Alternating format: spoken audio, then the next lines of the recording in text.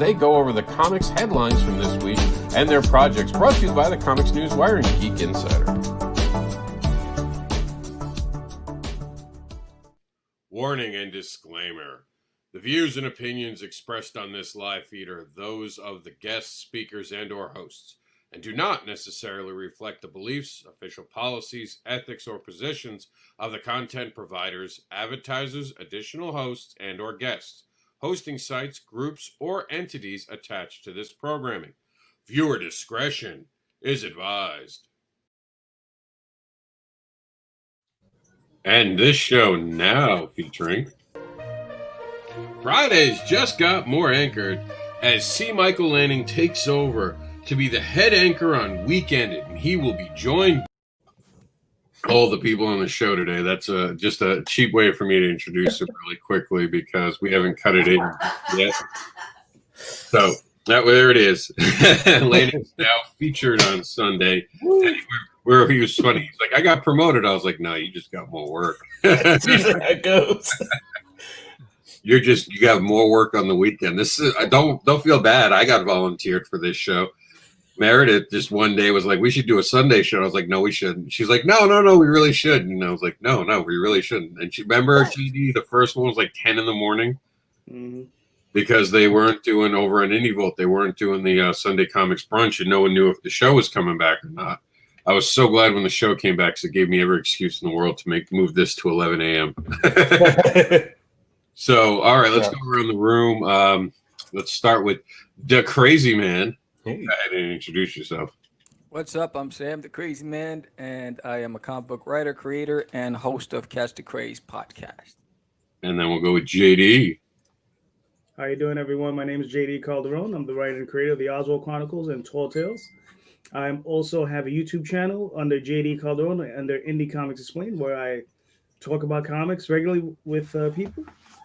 And soon, coming back to Kickstarter, because you can't hold a good mouse down, the Oswald Chronicles coming back. Now, are you live again tonight? Yeah, I will be live again tonight at 7:30 p.m. All right. And C. Michael Lanning. Hey, I'm C. Michael Lanning. You already know me as the co-anchor of Weekended on Fridays. I'm also a independent artist and penciler for some stuff over at Silverline that's coming soon, so look out for that. And I'm just happy to be here this morning, Rob. Happy to have you. I'm just seeing if Meredith has chimed in.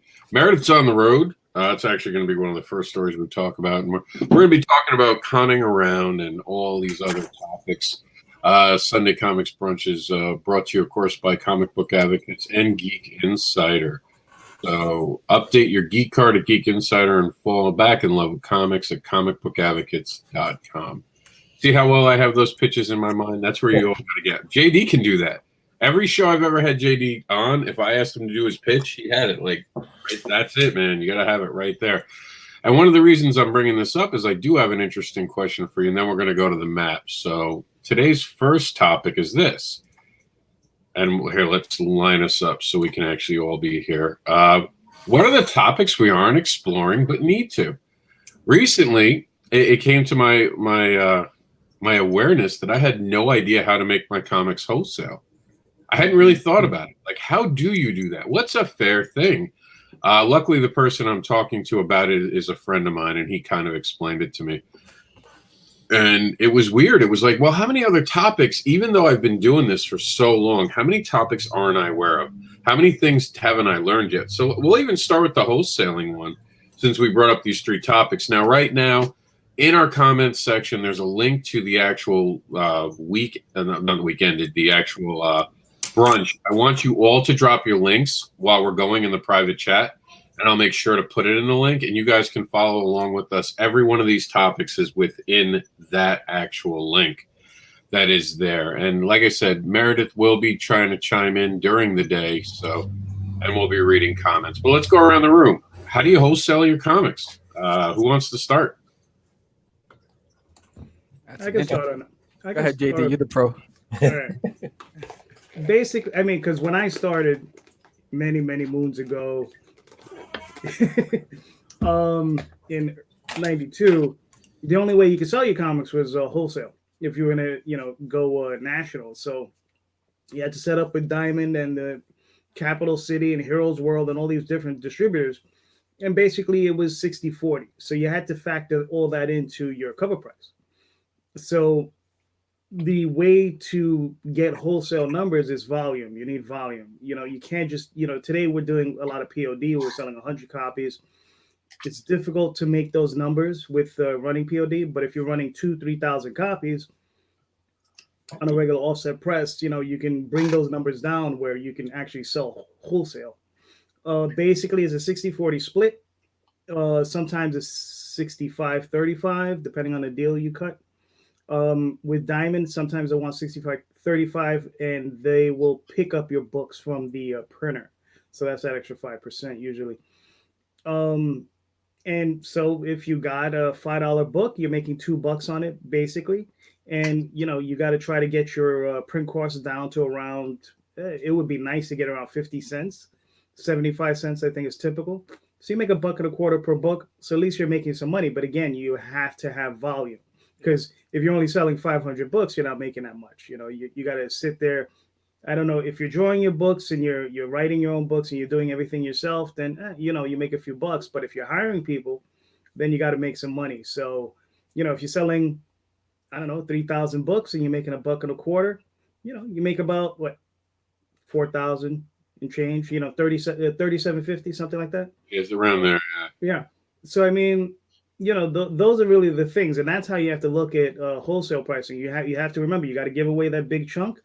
Small portion, well, about 20% goes to Diamond, the rest of it goes to the retailer. Everybody has to make a little bit of money. So Yeah, and if you're not, to JD's point, if you're not in a place where you can produce so many books, just have lying around.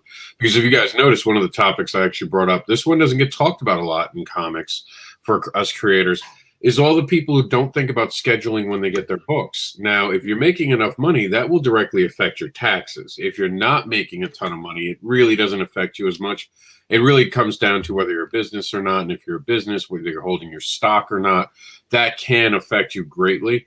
And there are a lot of people I see who run a Kickstarter in like September.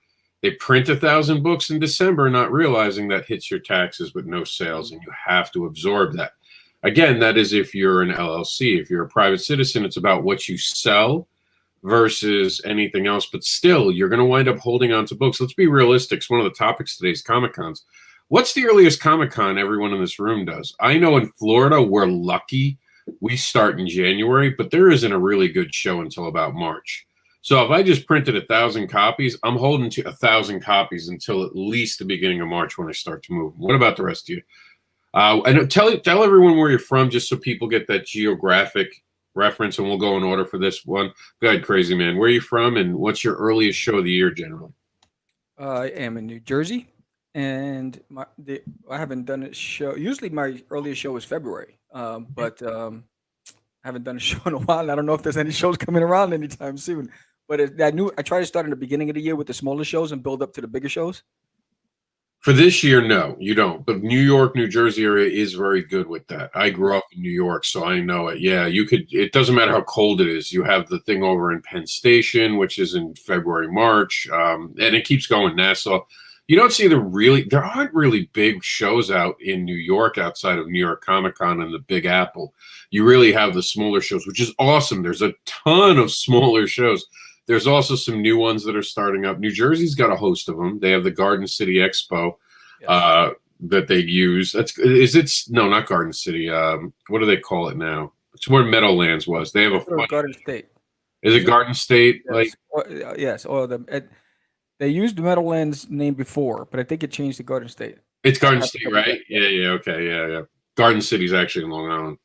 All right, Michael. I know you're new. You haven't done a Comic-Con as a creator, but you've gone, right?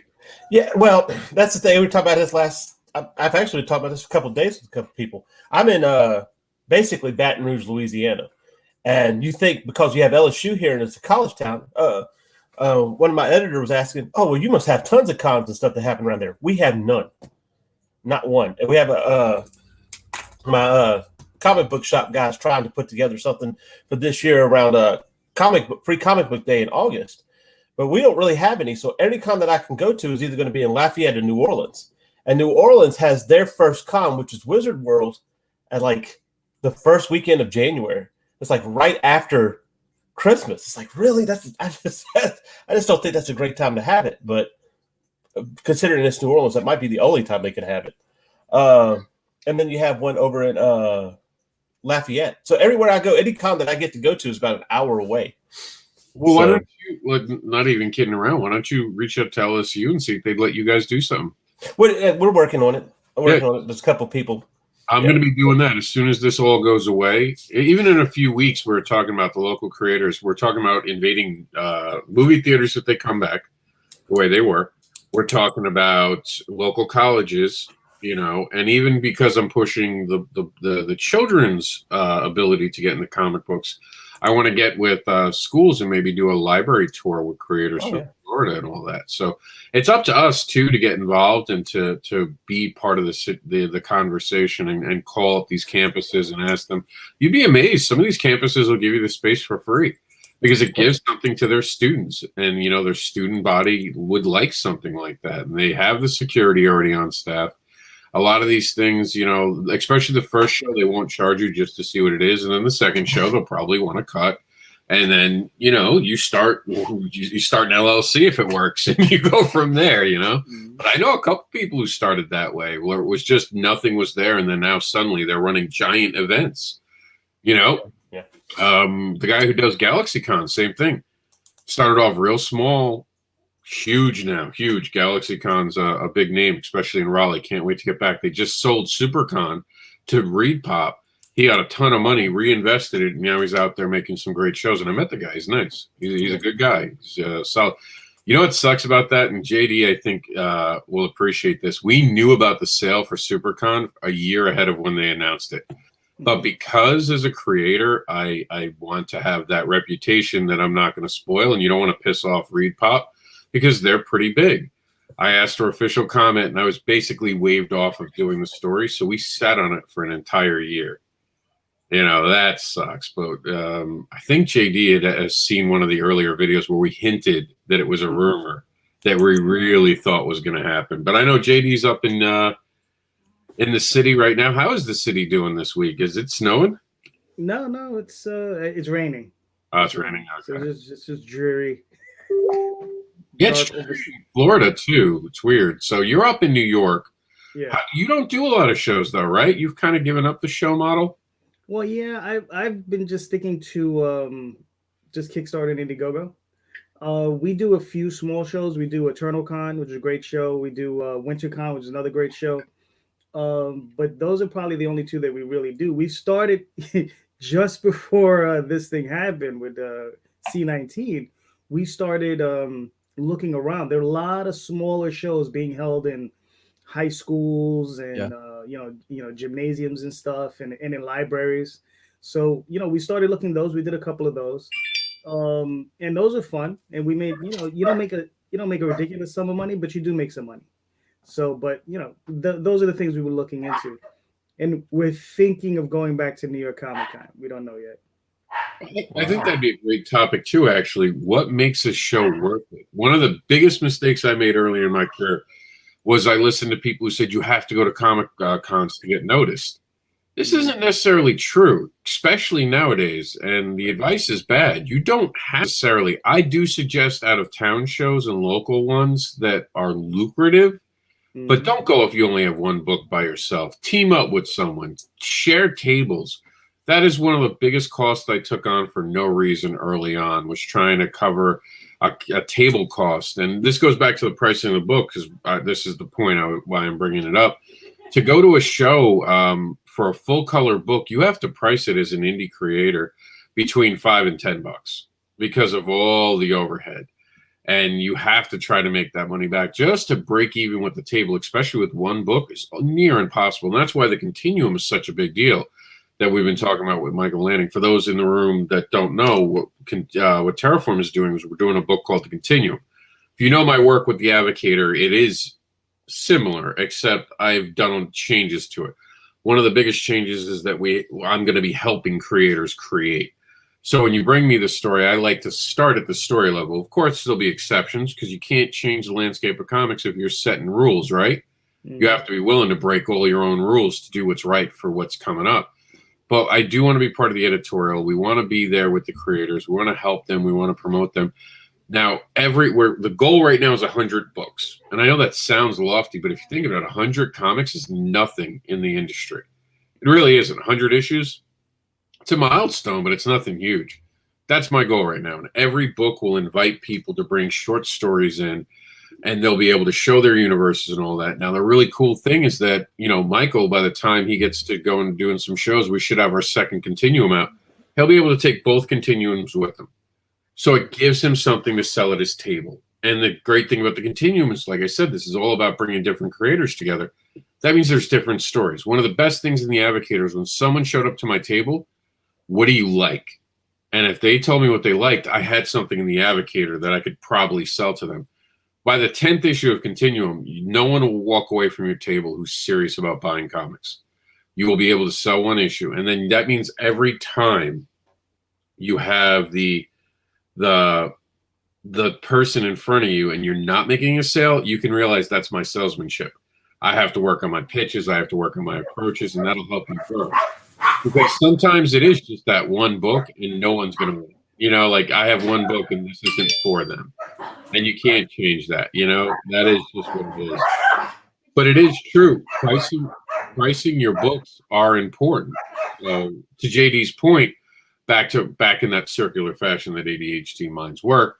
So I have to sell between $5 and $10 a book, a 32-page book. This isn't something that is great for a comic book shop as a wholesale.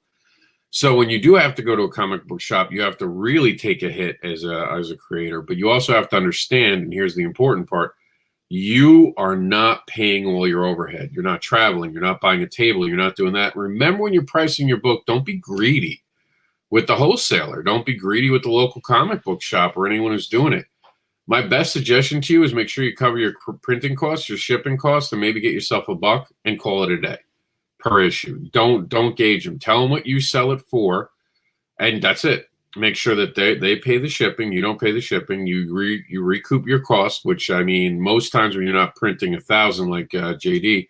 And JD, those prices were based on black and white, right? No, you can get color pricing at that. It depends what you're doing. 75 cents a book? How much were you say? Did you say 75 cents a book? If you're printing like 3,000. Oh, 3,000. No, I was talking about just 1,000. Yeah, no. For black and white, yeah, that would be more around range for black and white. Yeah. And it's like $1.25 for color at about 1,000. And you don't get the shiny covers. You don't do all covers. Those are just standard. Just using that principle, really think about it. $1.25. Your cover price is supposed to be. What do you do at your cover price at that, JD? $3.99 is your cover price? No, these days $4.95. $4.95. Well, it depends. If I'm going offset, it would be $4.95. If I was going POD, it'd probably be $5.95. Okay, so we'll call it $5 just for the math here. So if you're spending $1.25 to get it, factor in shipping $2. You're going to have to look at, well, what is this comic book shop going to want? Because I'm telling them to sell them for $4. Be realistic with that. Understand they have to make money, and usually the retailer makes more money than you do, because they're the ones with the overhead. So you do have to look at your print costs and be open to adjusting, especially when you're doing smaller runs and you're just getting to know someone, because if you can work with them, you'll be able to get more product out there. Remember, they're free advertising you. You don't realize that or not, but you being in a different place, you just bought ad revenue somewhere without paying for it. And if you're nice with the comic book shop and you're recouping just your printing cost on something, because I'll do that. I've done it where I've sold my books for printing cost just so I could get my book in another store. And then they call me when they run out, and they remember me, and they always are nicer to me because you've built that relationship. Do you guys agree with that? Yeah, I mean, on some basis, I do. Also, one of the things that I want to let everybody know is like the 60-40 thing I was talking about is when you're going through a distributor. Normally, when you're dealing directly with a retailer, it's usually 50-50. So you make a little bit more money. But in the beginning, you have to also be realistic that you might have to earn your spot, right, JD? Oh, yeah, of course. It's always a thing about making that relationship. Because you're going to encounter some stores that will be real gun-ho with indies, and you're going to find some stores that are very skittish. And, and just remember, never call them on a Wednesday, Thursday, or Friday, just on a Monday or Tuesday. Yeah, absolutely. So if we're done with the idea of just wholesaling, I do want to ask you guys about PDF file size real quick. Do you guys consider how big your PDF is or how small your PDF is when you're making it for your rewards for Kickstarter? I know everyone except Michael's ran one, so Michael's probably going to learn from this particular moment right now. He's going to be able to hear. Yeah, I'm taking notes. See? Yeah. This one's an interesting one. I've made this mistake a whole lot, actually, in my career. Only recently I'd stopped doing it when I started using InDesign. JD, I know you know the answer. So I'm gonna ask our crazy man if he considers the PDF file size. Yeah, so if you're talking about the actual like megabytes size, Yeah. so I optimize my PDF files. So when I create the original for printing, I optimize the one for distribution on Kickstarter or for purchases on my website. So this way, I try to bring it down under 20 megs, between 12 and 20. So that way, there's a faster download and it doesn't take up too much space. JD. Well, Sam's right, but the thing is also I leave that sort of thing to the genius in the relationship. That's my wife, Daphne. She actually does the file prep. But yeah, she does try to keep them below 20 megs, because it just makes it easy to download for everybody. Now, one of the things I was taught, and this is directly from a printer, comics persons out here in Cape Coral, if you use InDesign, there are different output settings. And he said that even the print size file, like what's good for them just to print, was half the size of what I was originally sending him. He's like, you're sending me like all your art, like I could make it a poster book with the image quality you're sending me. He's like, you can't send that out. And here's the thing that a lot of people don't realize. If you send that out, even the printer file one, people can now print your books. You've now given them. He said what you have to do is there's a setting just below print quality. You want to use that one on a screen, on a phone, on a computer thing. No one will ever notice it because it's lit up. You won't really notice a pixeling. But if someone tried to print it, you would see a quality diminish. Right. This is deliberate to stop anyone from taking your work. You want to go one step below. Originally, I thought, oh, it's not a big deal. I don't care who shares it. But I didn't realize Sam got it right away. You're sending them this giant file. They're like, what the hell am I downloading? The Library of Congress? To me, it's like, I'm giving you quality, baby. No, you want to be able to put it on your phone. You want to be able to quickly download it on your phone, even load it up on your phone. So I became very aware, but no one ever told me that. You know what? All the time I was doing comics, I had a couple friends who were like, your files are huge. I was like, I give quality, baby. They never realized like what I was doing because a lot of the comic stuff, we kind of show up and we're like, okay, I can make a PDF, right? How hard could this be? We go out, we learn with no one teaching us. We thumb it together. And my sister just texted me asking me how old my son is turning. And she's great with these things, but like it's funny because she's like, he's turning 6, right? And I'm like, yes. Like usually she's the one I'm calling up about because when it's not your kid, you don't know. Anyone who has kids in the rooms know that. Like you want to know your niece and nephew's age, but you look at them and you're like, where was I in life when you were born? But no, like, those PDF files, they matter. And no one talks about that in this industry. I've never heard that be a topic out loud. Have any of you? No. Right? Like, these are the things that this is the first time I've heard of it in any shows, and it's actually great information. Yeah, I wouldn't even thought of that. I would never have thought of that. I especially wouldn't have thought of the idea that they could print it themselves and just have this bootleg copy. That's kind of... and it makes it really easy because they can literally just send that to a printer. Yeah, you've just given them everything they need. Yeah, one of the things you can do is always, I think one of the things we did in the beginning, I don't know if that's what she's doing now, but we would just down-res the files, make sure they were 100 DPI. Yep. So, you can see them. They look great on screen, but, as long as they're like 72 DPI or beyond that, they look great on the screen, but you try to print them out, they look like trash. Yep. And that's typically where you want to keep it. So, but yeah, I know she does something with the files where, they're not really printable, but they look great on the screen. You could also do a watermark if you guys want. There's ways to drop them where it doesn't interfere with the art, but if a printer goes to print it, they realize they can't if they're a reputable printer because they'll see the watermark. But yeah, these are topics that I was like, when I was younger, I wish someone had talked to me about, like even going to shows. Don't go to shows if you have one book. That's a bad idea. Don't go to bigger shows. Because back, JD remembers this, it used to be like to go to a show meant you were breaking in. Yeah. It was like a status symbol. That's not true anymore, thanks to crowdfunding. It's simply no longer true. There are other avenues, and I think it's one of the worst things. Would you agree with that, JD? Did you feel like when we were coming up, there was a lot more push to be at shows? Yeah, well, what's funny is I was started off early enough that there was just me and maybe a handful of other indie creators. No, I remember 20 years ago. I've been around that long. Yeah. No, I'm talking about 30 years ago. All right, I was around, but I wasn't creating. I was around though. Yeah, I mean, tablets. That was the day. That was the time of Kinko's copies. Right. Now, I mean, the funniest thing. Well, it's funny and sad all at the same time. Is this, when I'm pretty sure all you guys seen it. You go to a show, you see a group of guys piled up behind a table. They're all looking kind of miserable, and you look behind them. They have a banner, and they have like 5,000 cases of books behind them.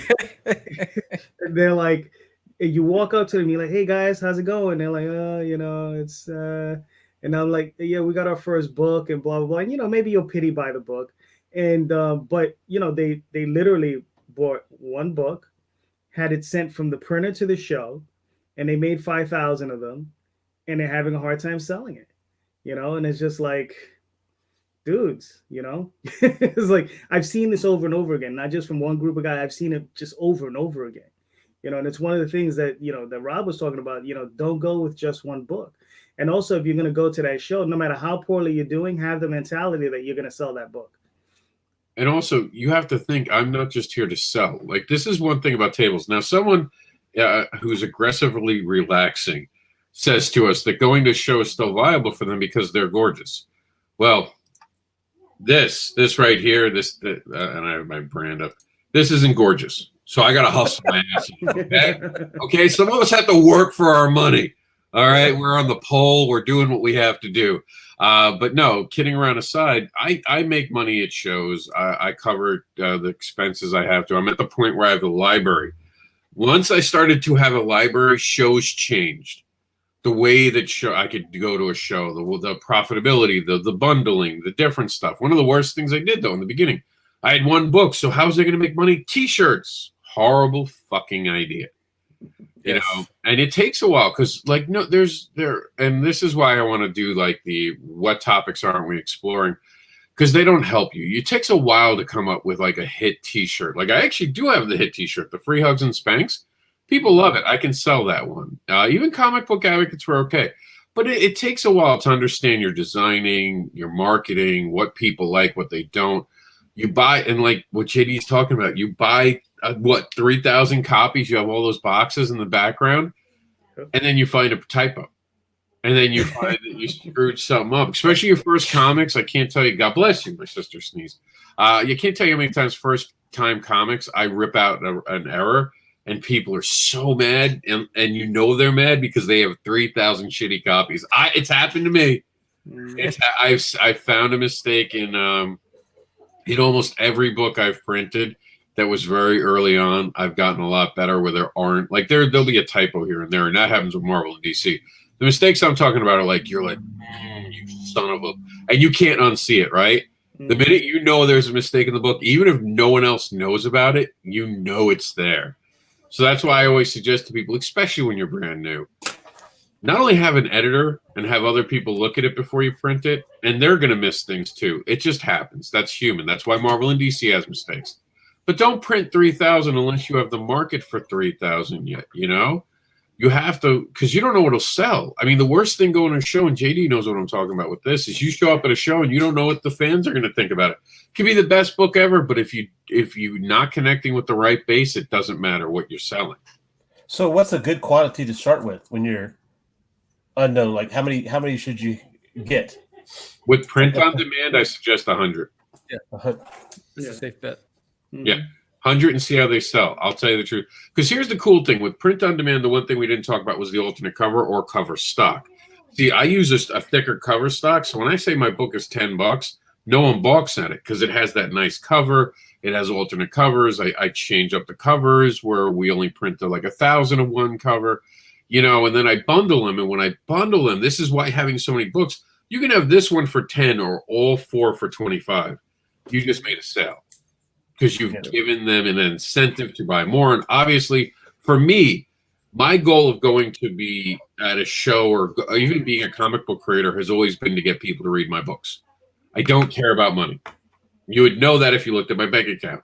I don't care about the money. I care about people reading my stuff and getting excited about my stuff. So my goal has always been get them to buy the 4 copies. So I even price my books accordingly. And I've had people who are like, oh, I just want to buy this one for $10 because of the cover. So you take your $10, you know, and you go on about your life because they're just going to get it for the cover, and that's fine. You know, but like what JD was saying, you have to be realistic with what you're doing. Don't get 3,000 of a brand new book that you had 10 people read that were all your friends. You know, when I put out my fetish book, I actually gave it to people I knew who thought I was kind of weird, but were still friends with me, but didn't really want to have conversations about it with me, like were shy. And I asked them as a favor to me, please read this book. Because I knew if I could get them to say it was good, knowing they were uncomfortable with it, I knew it was good. And you have to do that. You have to give it to your bigger sister who will rip you apart for anything that's wrong in the book. And you have to be ready to take the beating because they're looking out for you. Don't give it to your friend who's going to be like, oh my God, Jimmy, you did awesome. Jimmy, I'm so proud of you, Jimmy. And then 5 minutes later, you see Jimmy's fucking book. Oh my God, what a train wreck. That shit, I'm telling you, when the toilet paper runs out again, I know what I'm using, his copy. You don't want friends like that because they mean well. But a real friend looks at your stuff and rips it down. That's what I love about. That's what I love about my wife, whatever, or also known as Nita Lanning. She will definitely be honest with me, even when I don't want her to be. So. Yeah, and also some of this has to do with timing. Can you hear me? Yeah, you're good. Yeah. You're Okay. good. Yeah, some of it has to do with timing. I mean, going back to the thing Rob was saying about T-shirts, we used to do T-shirts back in the day, and we would order, I don't know, probably about 10 dozen or so at a time. And we did one for Tall Tales, and it had our lead character on the front, Ravenwood, and had his sword, had blood on it. In the back, it had a saying that he would always say in the comic book, death to all those who oppose the cause. And it was in blood red. And then we had done, you know, a bunch of those. And then Columbine happened. And it was just, you know, not a good look at a show, you know, to have those there. And those shirts, we were selling maybe one a show. But then so we had them for a while. Then about 5 years later, I guess a break happened. And we were selling dozens of those shirts at a time at shows. It was crazy. So I don't know. But yeah, it took 5 years for that stigma to pass over. So timing is important. Oh, I just had to not cancel the comic, but we were halfway through issue number 1. We had to stop. Mm-hmm. I won't go into it. I'll just say that recent events came really close to what I was creating. And it was like an oh my God moment. Like I'm the writer on the book and not the creator. So the creator started texting me. He's like, it's coming true. Everything you wrote is coming true. Everything we're talking about. How do we handle this? And we had to have a real meeting about it. Like JD's right. And I'll handle it by skipping the story up about 2 years, and everything we were going to do will be in reference only and vague references, and we might go back and do the other issues. It sucks. It really does. Sometimes you have to sit on something for a while because it's just not the right timing. You have to be adult enough to understand that. I've said it. I think zombie books are in for a lot of trouble coming out of this. Going forward, I don't see the zombie book market being good anymore. I don't even see I think cyberpunk stuff is going to have some trouble just because of the cyberpunk movie and the negative press that game that just came out. And you have to watch that. And if you think that you shouldn't be affected by that, you're crazy. You have to understand that. When I first released my fetish book, I knew 50 Shades of Grey was coming out. And it was good because the worst movie ever I could make fun of. Now I'm a little more distant from it. And it when I say, oh, it's like 50 Shades of Grey, except it's written by an adult who knows what they're talking about. There's a certain group that's now showing up that might not really know what I'm talking about because we're a couple of years removed. It's crazy like that. Just a few years can change how your books even sell. So you have to be ready for that. This industry does not suffer fools and does not wait for you to figure your life out. You have to.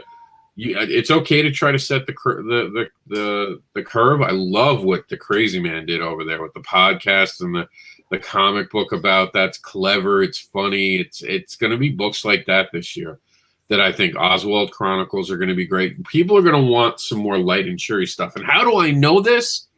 Because I had a friend go, well, how could you know that, Rob? This isn't the first time we've been through this in even modern history. 100 years ago, we went through the Spanish flu. Spanish flu was in 1918. Can anyone describe to me what the 1920s were referred to as? The roaring 20s. Once everything started to go back to normal, humans went out and they partied their asses off. Until the stock market crashed, it was one of the biggest, brightest times. People came out of that wanting to celebrate. You have to, as a creator, kind of even with political stuff, I don't see political books doing well the rest of the year. I think people have gotten to the point where they're just sick of politics now. After everything that's happened, I think people want normalcy again.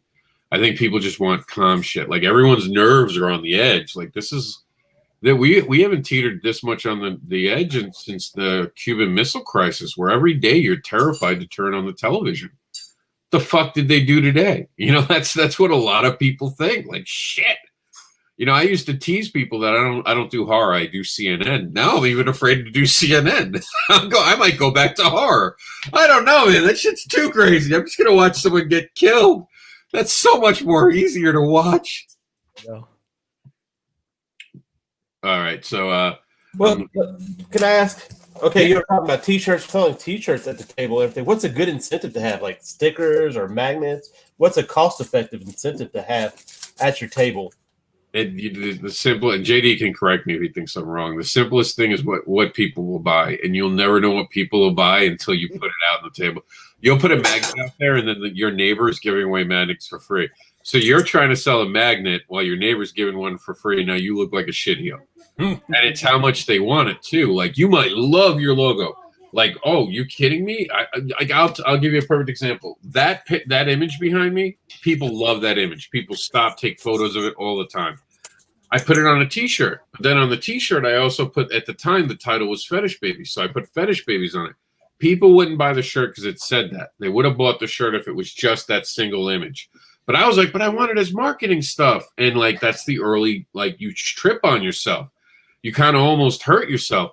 And I realized later, very small print, you can put at the bottom a website, a URL at the bottom of the image, which wouldn't be huge. And, you know, that's problematic. Perfect. Even for the free hugs and spanks thing, I sell buttons of that. People don't care. I sell them for like $1. People buy them all the time. I've sold, I think, 100 buttons already of free hugs and spanks. So that one sells. And that was a pissed off moment at a show, just to tell you how it was. I've told this story and I'll tell it again. I was at a show in Virginia, and I had that image up behind me. I had Barbara up there, and I had, at the time, we were going on to Written Sins instead of Comic Book Advocates. So I had this one banner where the top was like a horror thing and the bottom was Barbara. So people assumed that I guess she was being tortured. It was like snuff stuff. So I had people like literally saying probably the worst shit I've ever heard said to me. And it was really upsetting, personally upsetting, because one of the reasons I made the fetish book, for those who don't know, is I want to advocate that people don't understand the fetish community. They're real human beings. They're not the monsters that most things make them out to, and they're not the joke they were. I wanted to show the middle ground, you know, the honest truth of it.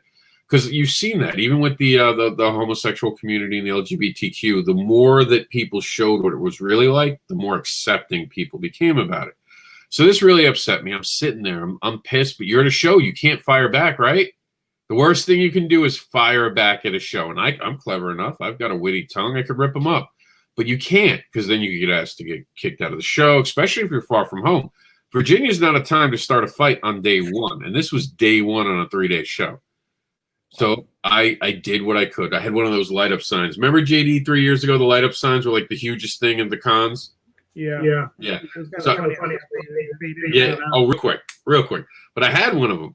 So it said like buy support indie comics, I think, or meet the indie advocate, because at that point I was already getting called the indie advocate. It was like a generic shit. So I was so pissed. I was like, fuck this. So I ripped the thing off and I put free hugs and spanks. And I put it up, I lit it up, and it was like a bat signal. I made my table within 2 days. With it's still only having 3 books. That's how good that worked. And it shut people up because the same people being like snooty giggled at the sign. It suddenly became funny. The humor, that humoristic moment, lowered the snark and the nastiness of people. And to this date, I've had show promoters come up to me and be like, I want to say something about your sign, but I can't because it doesn't violate anything. All it is, and you guys can probably see it in the corner, I'll show it. All it is a giant free hugs and spanks sign. That doesn't do it. Like, it doesn't violate anything. And I've had people like, what about the kids who see it? I'm like, if your kid knows the joke I'm telling, you have a bigger problem than you realize. Your kid's into some shit. Depending how young they are, therapy might be needed because they've seen some shit they shouldn't have. So I promise they'll go for the hugs. They'll know what. Yeah. And I've had like moms come up to me and be like, see, I'll get him to spank you. And I'll be like, no, ma'am, you maybe, but not your kids. And you should see the mom turn bright red and the little kid's like, ah, mommy's going to get spanked now. But yeah, just having that fun moment with people. And so to answer your question, I'm going to let JD, because I know he has the experience too. I want to hear from JD, but you don't know. That was a pissed off moment that literally changed the trajectory of that book from trying to just be like, hey, would you be willing to hear my book about fetish? I swear it's not what it sounds like, to just putting up a giant sign that says free hugs and spanks and people coming up to me. Okay, tell me about, why do you have that sign? They ask me to talk about it. I don't have to pitch to them. I get to have the conversation. You see how that like changed the trajectory, and you'll never know that till you go to the show. What about your experiences, JD? Well, I know for myself, like, you'll never like what Rob said, you're never going to know what's going to sell until you drop it on the table. The only thing I would ever advise is just don't put a lot of money into it, or as little as you can, and just put some out there. We had some buttons, these little 1-inch buttons that we had done with Oswald on them, and we were selling them for 50 cents, and we were at an anime show. So the kids don't have a lot of money. We had 50-cent books that we had, like, just old backstock, and we had these 50-cent buttons, and we just put them out there. And I think we made our table. We made our table back in singles, just in dollar bills, because the kids would come up and they would literally buy 2 books and 2 buttons, and we ended up with this huge pimp knot of singles. And it was kind of funny because at that type of show, it worked out very well. So you never know what's going to sell where, because we couldn't sell our graphic novels, so they were $10, $15, $20 each. But the single books, the 50-cent books and 50-cent buttons, you know, we made back our table, and it was worth it just for that. Yeah, and you have to understand where you're going, and I'm sure JD knows this. The areas matter where you're setting up. Mm-hmm. And I tell people all the time, look up the town. One of the things that I learned is, you ever see that show, the Bar Fix show with John Tapper, Bar Rescue. Bar Rescue, yeah. Bar Rescue, yeah. So I watch Bar Rescue. He always pulls up the local median, the age of the area. Those 2 things, those demographics, can really help you understand, first off, who you're going to be seeing. Yeah. You know, Pittsburgh was one of those towns where they really like art. Raleigh, North Carolina really loves art. Middle income, the salt of the earth people, like amazing. Like, I mean, I love those areas. I go to Miami, which is supposed to be artistic, and it's the snootiest people in the world are there, and they have the money, and they will be the ones who will stop and go, oh, $5 for a comic book for 32. I don't know. It's a lot. While they're holding a giant Thanos poster that we all know that artist spent 75 cents to print. Mm-hmm. Now the markup on those things are insane, and you look at them like, oh, you're an idiot. You really like. I'm offering you 32 pages in a story, and you got a pretty picture that will be worth nothing because that artist can't reproduce it. They can't, even if they sign it, it's illegal because it's trademark infringement.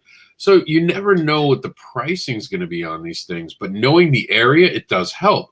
Because if you see that there's a lot of snooty stuff, I'll be honest with you, if there are a lot of museums around, you're going to struggle as a comic book creator because they're going to come in and be like, try to look down on you. It's better C. Michael Lanning, and you do have to pick a name. I'm with Nita. I trip over your name all the time. I'm good with C. I'm good with C. I'm going to start doing that. But no, if you go to places that don't have a lot of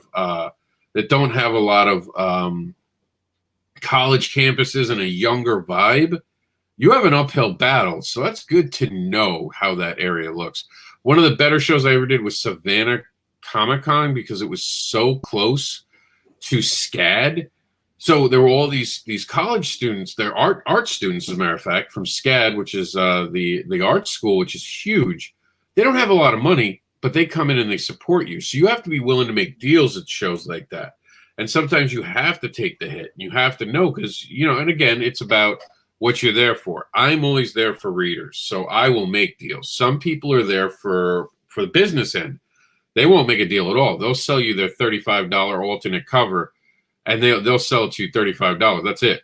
Well, what if I buy everything on your table? You make it less than $35? No, it'll be $35. That's everyone's different thing. To me, I adjust, but also, $35 alternate cover people are usually the people who have a big enough name that it doesn't matter. That they'll buy that. They came to buy that book, So I'm not trying to dissuade or even talk nasty about it. I'm just saying you have to know not only who you are, where you are, but also what you can get. You know what I mean? Like you have to understand the market. You have to do that work. And like JD says, you never know. You go to that one show and suddenly I've gone to shows where my Monsters book wouldn't sell. I've given it away for free and people have handed it back to me. And I love that book, but it's just a different art form. So because it's like it's all watercolors and all that stuff, and it's weird for a comic book because the style's different. I love it, but again, some shows it doesn't sell. You go to one show and suddenly that outsold the fetish book, which never happened. I had never had the fetish book outsold, even by the Advocator. Never happened. The monster book outsold it. When I started to sell Cat Dad and Supermom because I'm marketing the book. That was one that sold well too, and it was another one that could go on its own. So you don't know, you really don't. Because I thought Monsters would be the easiest book, honestly. See, it's a Monsters book. Everyone loves Monsters. Slap Monsters on, and they're gonna love it. And I do have some Monster fans who just buy it. Oh, it's about monsters. I'll get it. Do you want another pitch? No, I'm good. Just I want the monster. I'm a Monster fan. That's it. You'll get them, but again, it's waves. Like if you put out a Godzilla or like a giant reptile this year with Godzilla coming out versus Kong, your book will sell well. Anyone with a giant lizard is going to have a great year in their book because people are going to see Godzilla. And you have to look at that trend. Pay attention to what's releasing, what movies are coming out, what could be hot. The Matrix is coming out, so trippy stuff's going to be back in. That Cyberpunk will be saved by Matrix by the end of the year. Maybe. Yeah, that's a good. Yeah, that's a good chance. I'd like to hear from Sam because Sam's sitting there, he's all quiet, but that dude's a hustler. If you ever seen him at a show, that dude is a hustler. So, yeah, I'd like to hear what Sam has to say about this. Well, I think there's truth to everything you said with regards to timing and location because it all depends. But like JD said, I work the crowd. You got to work the floor and you work the crowd, and you got to try to build momentum. When there isn't any. There was only one time where we just we had a good show in Pittsburgh Comic-Con. We went back the following year, which was a big mistake because we didn't realize that it was George Perez's last comic. He was retiring event, and our table was directly in blocked by the line that was lined up to see him and get all this stuff autographed. But so that was the only time we really didn't even make one sale. It was just murder. But I think you have to build momentum and you have to see what works. I mean, you don't know the taste of the audience. We had a shirt, "There's an alien in my toilet" T-shirt that would sell, hand over fist, but we couldn't sell the buttons, which was the same logo. So we had to give those buttons away. So what I normally do is I have a folder with print options. And so what I do is we do like a survey. We see what appeals to people, and that's what we print the most of. But every location is different. Baltimore Comic Con, they would gravitate to a book that we had called Street Journal. And Pittsburgh Comic Con, it was designated on my toilet. So every place is different, which is why you should have more than one book, because you can just die a painful death. But I think you got to hustle. I think leading up to the event, you have to hustle. Try to work with the convention promoters and make sure that you're visible in their program guide, or make sure you understand. You look at the floor map and you select where you're being placed. You're not just given a spot. That's part of the process. And that it's in a line of sight in a trafficked area where you're going to be visible. And you have to stand and work the floor. And that's, you just can't assume they're just going to come to you because you're competing. Yeah, it's a live competition. The way I look at it is it's a game. It's a live competition, and there's a lot of options. What's going to make you different, and what's going to be different is personality and likability. You have to connect with them to get them over to trust to look at your product and sell them on your pitch. So that I think the pitch is critical. Now, Sam, I think you've been through this. I've gone through this. Have you ever been had your table placed in between the bathrooms or close to a bathroom? Yes, it was at Wizard World Chicago. That wasn't even it. They placed us. Now we were an all ages book, and they placed us in an area with adult film stars. by the bathrooms, away from everybody, and so it was. We really had to hustle over there because we had to convince people to come over because parents didn't want to bring their kids over when you seen all these girls with these bikinis and it was that was rough. I just bring it up because one year we were placed close to a bathroom. And, at first we were like, oh, we're going to die in this spot. We're just going to die. But there's so much foot traffic that we were actually able to make money. So, you talk to them because that line is there. And you start talking to them and then you get when I come back out, I said, all right. And then when you see them, yo, I'm waiting. You gotta be careful. Don't talk to the person running in. Don't be the guy. Hey, buddy, real quick. No, you waiting to come out. Good one. Have you washed your hands? Good. Come on over. Yep. Money's filthy. It doesn't matter. Yes, I know. I was using hand sanitizer. Let me tell you, when I was at a show, I already thought C19 had hit the way I treated things. Everyone's hand I shook. That was it. Hand sanitizer.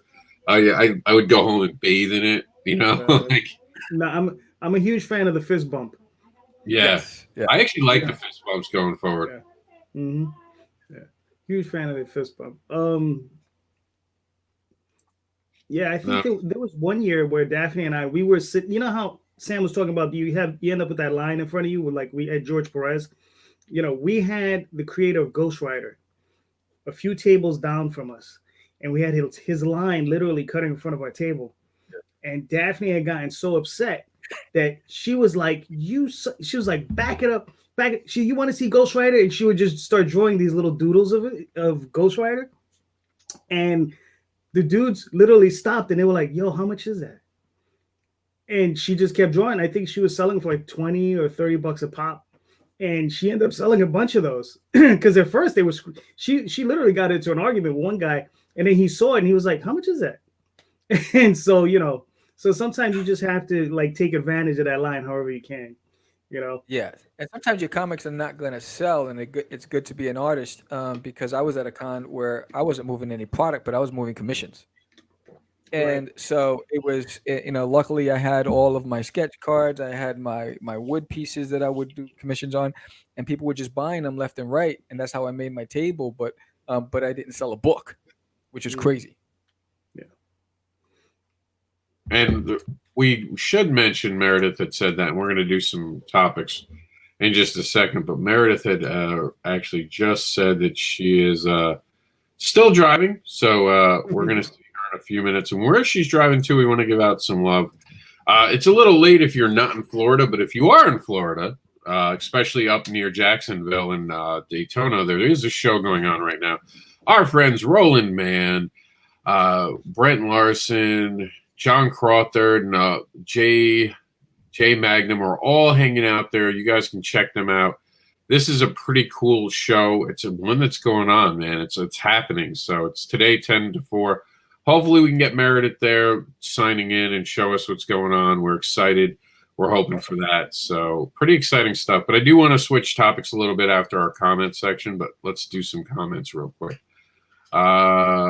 We're a little late on it, so some of these things I'm going to be passing up just because they might not fit where we are in the conversation now. But this one was funny. He's a virgin. He's getting ready to give himself away. Oh, see. Oh, shucks. Yeah, poor kids. So. Hey, I don't judge.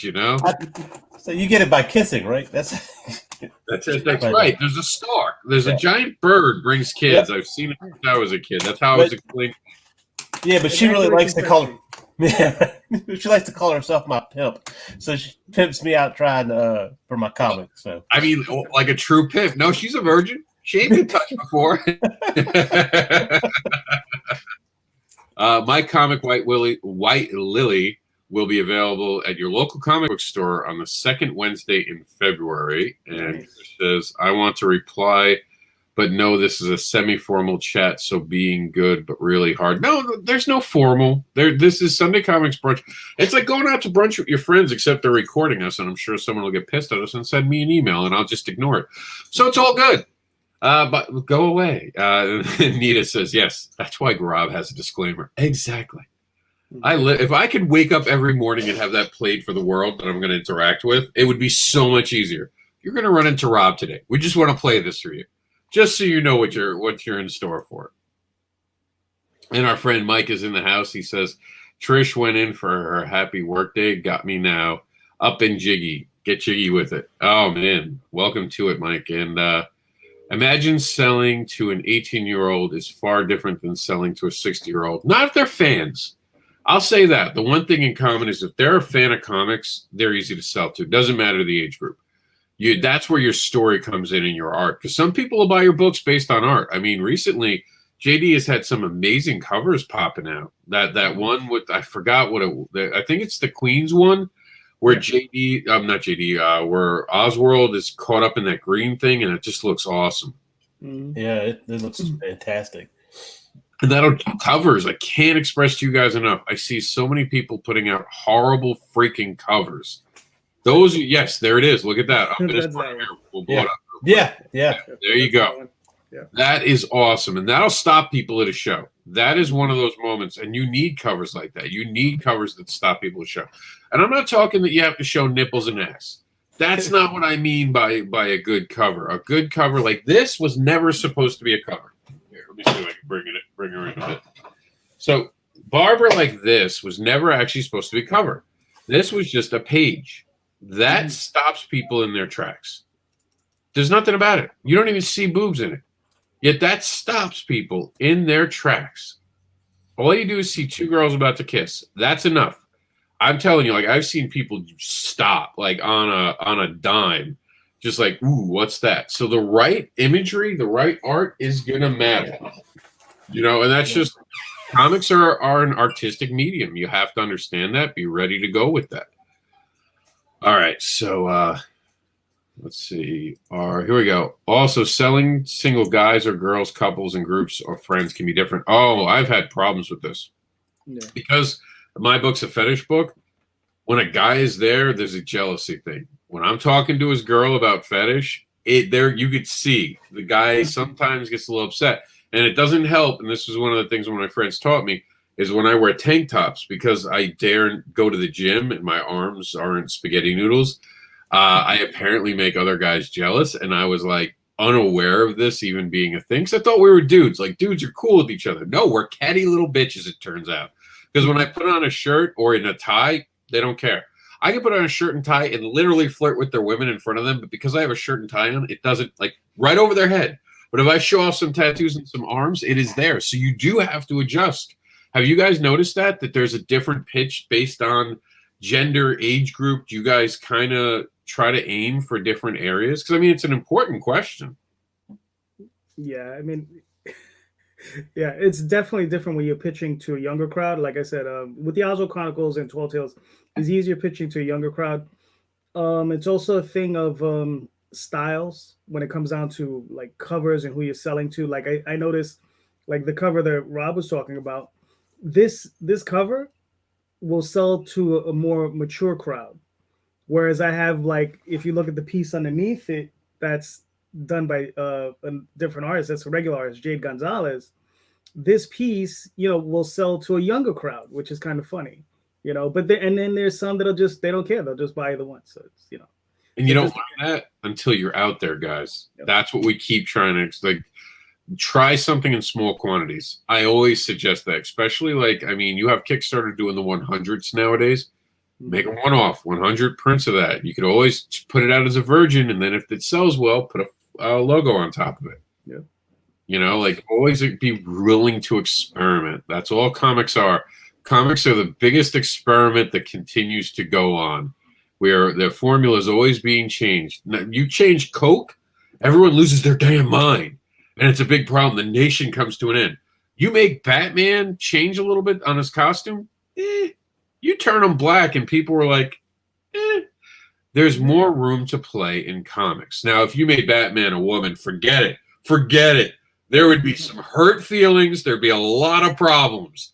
Don't turn them into women, guys. That's the thing. You can turn a woman into a man. I've never heard anyone complain about that. To this date, not one person has been like, I can't believe they turned that female character into a male character. And then when I ask people, no one can give me a reference to someone who's been changed gender in reverse. So no one in the room. I can see the looks on everyone's faces. They're like, no. Wait, you mean a male character turned to a female character? no, a female character turned into a male. I know you could rattle off. I know. I see C. Michael Lanning got the list in his head. He's like, Thor, Iron Man.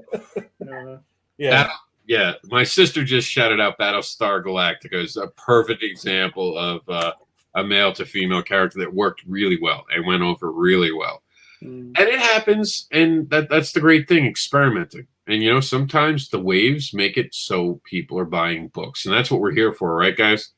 Sell comics. And speaking of selling things, Nita says she's a sucker for stickers, which, yeah, stickers are popular, believe it or not. But they're hard to sell because the format of cons is give stickers away. So again, you have that neighbor who's there, and you see the people who have like Harry Potter and all like the stickers, and you know they're not officially licensed, and they sell them. But then you feel like a shitheel when you try to sell yours. You're like, I don't know, it's like $1, I think. You can just have it. Forget it. Don't even ask. You're just giving it away. Because you're there to sell comics a lot of times. That's the one hard thing. Like when I have T-shirts at my table, I forget to even mention them. Because I'm there to sell comics. And that I know friends who have like, it looks like they're more at a heavy metal concert than they are at a Comic-Con because they have T-shirts, they have like buttons, pins, Funko Pops, they have it all. And it's funny because their comics have like 1/10 of the table and everything else is on the table. I know JD's invested in some action figures too. Yeah. That's, you know, that's... There we go. Let me pull this guy down. There we go. There you go. Oh my gosh, that's awesome. Yeah. Right? That's a really awesome. cool one. Yeah, and he's semi-posable. His little arms move. That's all right. He'd go on my shelf and never move. So yeah. But yeah, that is awesome. Yeah. If anybody is willing to give up a vehicle, an expensive one, you can get one of these too. So you know, it's actually easier today to get them because you have 3D printing and that sort of thing. All right, so we got her thing. Here's the I buy magnets. Mike says I buy magnets almost every con because they are cheap, and I like to get something for friends that couldn't go, and that's awesome. That is always cool. Magnets. The one problem I have with magnets is the fact that They are magnets. You're always worried about what you're putting your stuff next to because you don't want to put your phone next to a magnet. I still do them, but I'm always so nervous about them, especially because, and I'm going to give everyone a beautiful idea here. Okay, who here sells pins in the room or will sell pins? Want to do a pin? I know I do. Yeah, I know. I'm getting one soon. You're not doing one, Sam? No pins? Well, this is my first time coming back into the world. I'm doing stickers, pinups, and comics right now. Fair I'm enough. playing it safe. Smart. So pins. What's the biggest problem with a pin? People don't want to ruin their shirts, right? Magnet, pin. They now don't have to damage their shirt. They can wear your product, and you can sell the magnet for about $1 with the pin, and there you go. Yep. And the whole idea that I came up with that was simply because my things, God bless you, my shirts were getting ruined because Jax would also pull on the pins. And I was watching Star Trek, just randomly watching Star Trek, and I was like, they're hitting their comms, and I'm like, they must be using a magnet to keep that in place because they can pull the comms off at times in the middle of the show, you know, and take them off. Oh, that's got to be magnet. And I was like, ooh, that's brilliant. That's what I'm going to do with my pins from now on. So I gave you something for free today just for watching the show. But yeah, buy magnets, support people. It's a good way to, like, that $1 could really matter. Like when someone hasn't had one sale all day and someone buys that, you're on the board. The worst are days you can't make sales. I hate days like that, no matter what. I've been at a 4-day MegaCon where I did great. And then for some reason, no, it was Thursday I did great, Friday nothing. Don't know why. Just could not sell a thing. Couldn't sell a virgin to a disgusting human being if I had her. Just one of those days where no matter what I could do, it'd never work. I couldn't pimp anything out. And then Saturday was fine, and then Sunday was fine. Same show, one day just horrible. That's why I don't like 4-day shows. There's always one bad day at a 4-day show. Like you always have that one, and it's not like a slow day, it's a shitty day. And in all fairness, that Friday it was raining like cats and dogs outside too. It wasn't just me that was suffering. But that's your whole day. That's why a lot of times I write now at shows. So if you ever come by my table and I'm typing, I'm not answering my Facebook messages most likely. I'm actually writing. Because damn it, if you artists can sit there and draw, then I can sit and write. There you go. All right. I freaking love her. I don't know who Nita, but cool. Talk about Daphne. Oh, okay. I was like, ooh, okay. I didn't know if it was Meredith because Meredith had also said a comment above there. In a few. I think she was to the Ghostwriter.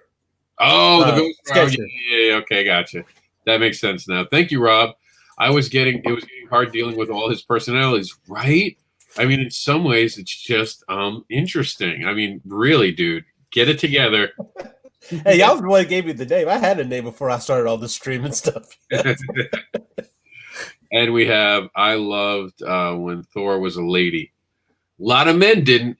I'll tell you right now, there was a lot of men who didn't like that at all. Yeah, we're going to get that argument again coming up. To this date, you mentioned female Thor, and there's like, I would say 1/5 of men. It is one of the most contentious things I've seen. Like you mentioned female Thor, and it's why does the Hammer still say it will grant him powers? And I was like, no, they changed that. Look in the comic, and they look it up, and you see their hearts break. That's her now. No problem with the frog being Thor, but if it's a woman, Billy Ray, dude, that's fine. Gave him his own thing. Yeah, right. Wait till the movie comes out. Okay, here's Nita. I was referring to Daphne. Lady's response to the con JD mentioned. She is my spirit animal. All right. So speaking of con tables, one of the things that we did, and this is for all you guys watching, this isn't a huge topic, so we won't spend much time on it, but we switched indie event to be a brand new concept called the ComiX Con. Here we go. The ComiX Con table. So notice this is right here when you first go to it. It says sell something. I want you guys to list your comic books. I want one place where we're listing comics. Please don't do what these people are doing, where they're putting it underneath this, where I said we have a new format. Do this instead. Make your own thread. And the cool thing about this is it also puts it into your local marketplace. So your local Facebook marketplace will represent your book is on sale. It allows you to put up the cost. If you notice right here, I suggest doing like me, an image of everything, or a cover. See, now if you want to do your covers, that's fine. Do a cover, but it has to be about there. Don't show a picture of you in front of your table with your hands open where no one knows what they're buying. You know what I mean? And give a link so someone can check out your work. Have it be a site or even a fan page. Fan pages are free on Facebook. And this year, one of the things, ironically, I'm going to focus on is trying to stay on Facebook with a lot of promotion. The reason I'm doing that is Facebook is basically killing outside sites now. If you haven't noticed yet, and I know JD has seen this, you can't promote outside things. I don't know JD's seen it because he now posts his art and then puts his link in the bottom after he's posted his art, because he knows if he puts it in the body of the text, the original concept, you'll never see it again. If you guys notice, when I used my branding today and I did this, I drew a picture. Why? Because pictures aren't being monitored by algorithms right now. I can write anything I want in here, and so far, the Facebook algorithm, give it some time, but for now, can't read these things because I didn't type it on their server. When you make your own of those backgrounds, you're putting in words that the AI understands. So when you put up word like crowdfunding, and even if you spell it wrong, because I tried to replace the O's with zeros, it knew. And I've been monitoring this quietly for 6 months. I have been deliberately playing with the system to see what works. The pictures are working better. These pictures are getting more traction because they're getting downgraded less. And it's sad we're here, but as creators, again, you have to watch it. And we all know that. You can't mention crowdfunding. You can't mention website URL. You can't mention Kickstarter, Indiegogo. Comic book is even now a bad word. How fucked up is that? Really? What? Yes. Anyone who mentions comic book will see their stuff downplayed now. And that's because Facebook realizes comic book creators are on here trying to sell their comic books. It is the reality of the comic book creators. They can down throttle anything they want. You have to pay attention to what works and doesn't work. Use art. Use art to promote your stuff. That is the best way forward. Yeah, basically, they just want you to buy an ad. That's what they want you to do. Yeah. I mean, they're going to wind up putting ads in videos this year. You will have your videos interrupted when we're live like this, and it'll interrupt it and put a video in, and you won't notice it while we're live. They'll just pick apart, put it in, and then we won't be the wiser until we go back and watch your videos. And I always do that. I don't know about you guys, but I watch my videos later, and I'll jump ahead sometimes just to see quality and all that. But I'm not going to be surprised. You know how I know that's going to happen? Because they're already doing it with other things. I have a friend who put out an ad for his book, which is all ages, and they put in like something that was a politically driven movie that showed something inappropriate for an all ages book into his marketing. And that was his video. So now if anyone was all ages and saw that, they thought that he'd be connected. And it was adult themed and political, mind you. So now they think he's that political leaning. So Facebook isn't your friend, but it's the best thing out there. It is what it is right now, right? Wow. Yeah. But yeah, post your books. The only thing is in here, no Kickstarters, no crowdfunding. I want this to keep this pure. No art, no nothing. I want this to be a place where we're putting up books. So this can be, like, I've never seen a group like that. Name one group that just is about selling comic books. No, usually you see pinups and everything else they want to put up their show. Yeah, and that's not to say that we're not going to be doing crowdfunding. Of course we're doing crowdfunding. When Sam's next thing comes up, he'll give me permission. We'll put it on the show, and he'll put it in the Comics Newsroom group, and then we'll put it out. When does it go live? It is live. Oh, well, he didn't put it in my group yet, or I haven't seen it. And if I haven't seen it, I apologize. I took the weekend off. Usually on Saturdays, I spend time with Jax. Yeah, we went live on Thursday. Oh, I didn't see it on Friday then. You must have missed the Friday cycle. Probably. I've been posting every day. I'm a beast. Yeah, if you don't do it Thursday morning or Thursday afternoon, I won't see it early Friday morning. A lot of times I'm building until we're at the show at 11. So, and this week Jax was sick. It was a weird week. So it could be me. if I missed it. We'll rectify that. I'll just put it up for you, and wherever it is, I'll put up the terms. You always agree to it. You know, backer pause. You're even coming on backer pause soon, right? Yeah, this week. Yeah, that's what. See, segue. So I knew he was going live. I thought it was Monday for some reason. No. We went live last time on a Saturday, but then talking to the Grand Wizard over there, JD Calderon, and Thursdays was a better day to go live. So we're currently at 44%. So and this is our fourth day in, so we're doing pretty quick. Why Thursday, JD? Well, the thing, when did you initially pop? The first time? Was it on the First weekend? time was on a Saturday. Yeah, it's on a weekend. Yeah, that's what it was. It was like technically they say the best day to start is on a Monday, but any day of the week that's not Saturday or Sunday is usually the days to go. So so Thursday is fine, but usually you want to try to do it on a Monday. That's what they say. I mean, I've See, I heard the new one's Tuesday now.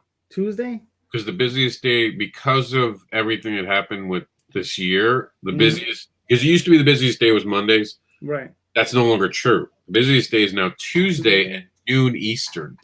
Is the busiest the internet will ever be, not counting streaming. Because streaming takes a lot. Streaming and gaming is completely different. Right. Those are obviously very big on Monday nights and Sunday nights, streaming and movies. Because Saturday people still try to go out, Friday with your family and all that. So there's a lot of TV on Friday nights, people catching up on their DVRs. I read the whole thing. Like, everything changed this year. And again, the topic of today should really have been trends, because trends change, themes change. The way that we even digest things have changed, and it'll change again. Well, I don't even know if do you guys call this, or when we restart again, will it be a restart or a reboot? I almost think we're going into a reboot when this is all over and we're all vaccine, because I think that we're going to see a lot of changes. We already have with comics. Comics are back in a big way thanks to indie creators like JD, who kept creating, kept kickstarting. Crazy Man over here definitely kept it going. He gave us something cool and unique last year. I'd never seen someone do a podcast where he turned people into zombies. That's awesome. That makes sense. And he didn't use one boob to promote it.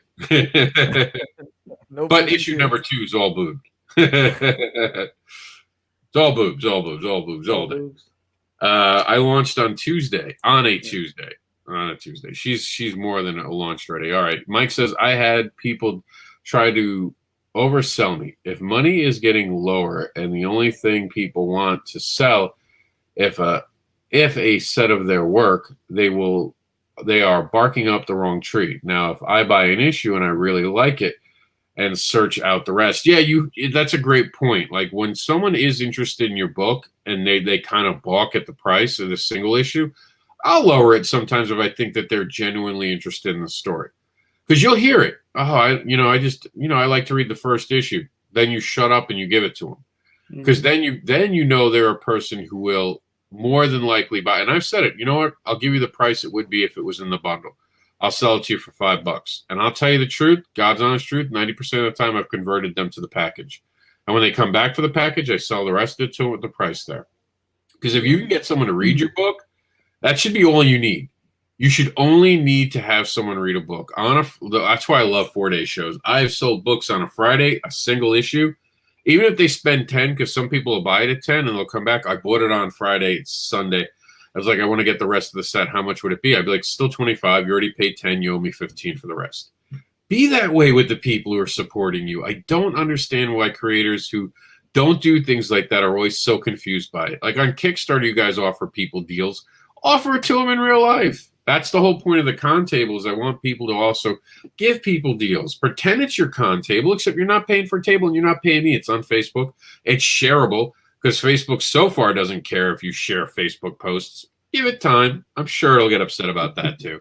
But for now, it likes when you do that. So I had something that I would do is I had my first issue I would sell for $1. And I would tell everyone, and it was just the first issue, is digest size. The book is $1. And if for some reason you don't like the book, bring it back to me. And as long as it doesn't look like a truck ran over it, I'll give you your $1 back. And so it was fully, you can bring it back. I only had one person ever bring back a copy. and the only reason he brought it back, it was a kid. He brought it back, and then he ended up buying the full set of books, but he needed that $1 to complete it to get the rest of it. You didn't just let him keep the book, you evil. No, because the actual comic size book was part of that package.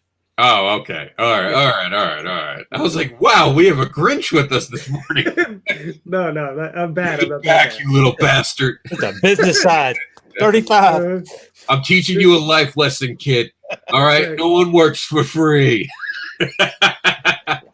Meredith says, just about comic books, Rob? I thought it was open to people who sell at cons. Do pros qualify at this group? Yes, prose writers, novels, all that would count. Stickers. Those people, you can't pay attention to those guys. Pros people, come on. Hey, I'll say this. I'll say this as a comic book creator, I'm all fine with them coming to our events, but you try to be a comic book creator and go to a literary event. Yeah, you'll see how quickly there's a double standard there. And it doesn't come from our side. I've never heard a comic book person go, those authors don't belong here. I've never heard that. But I know on the opposite side, they talk a lot of shit about comic book creators. Yeah. Just remember where that shade's coming from. Your big books full of words and no art. No, I say that with tongue firmly placed in cheek because I sell prose all the time at shows. So. No, yeah, there's nothing wrong. I consider prose part of the family of comic books because so many comic books have been converted from prose, and I've written prose. My scripts start off as prose. Mm-hmm. So I'm all fine with that. Backer pause was fun. I'm trying to marry my 2 words of prose and comics. Yeah. I mean, I'll tell you, I'm sure everyone in this room, because we all write or we dabble in writing, even Lanning has created some characters. You have this file on your computer just full of ideas. Some of them are prose story. Like I even debated this year putting out a book of prose, but I was like, when I found out how much it costs to have an editor look at that, I could have made a comic book. I was like, no, forget that. It would have been a 250-page book, though. Right. So that is a lot. Yeah, the cost of editing a novel is just insane. I mean, I understand it, but it is insane.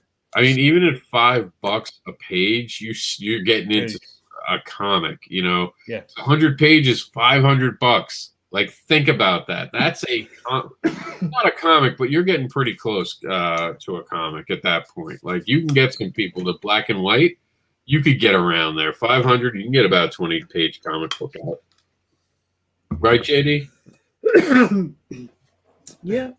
I mean... New artist, newer artist. Because, I mean, I was like, $500. I'm like, I've seen it done. I'll put it that way. It's not going to be the best thing in the world, but it's possible. That's my point.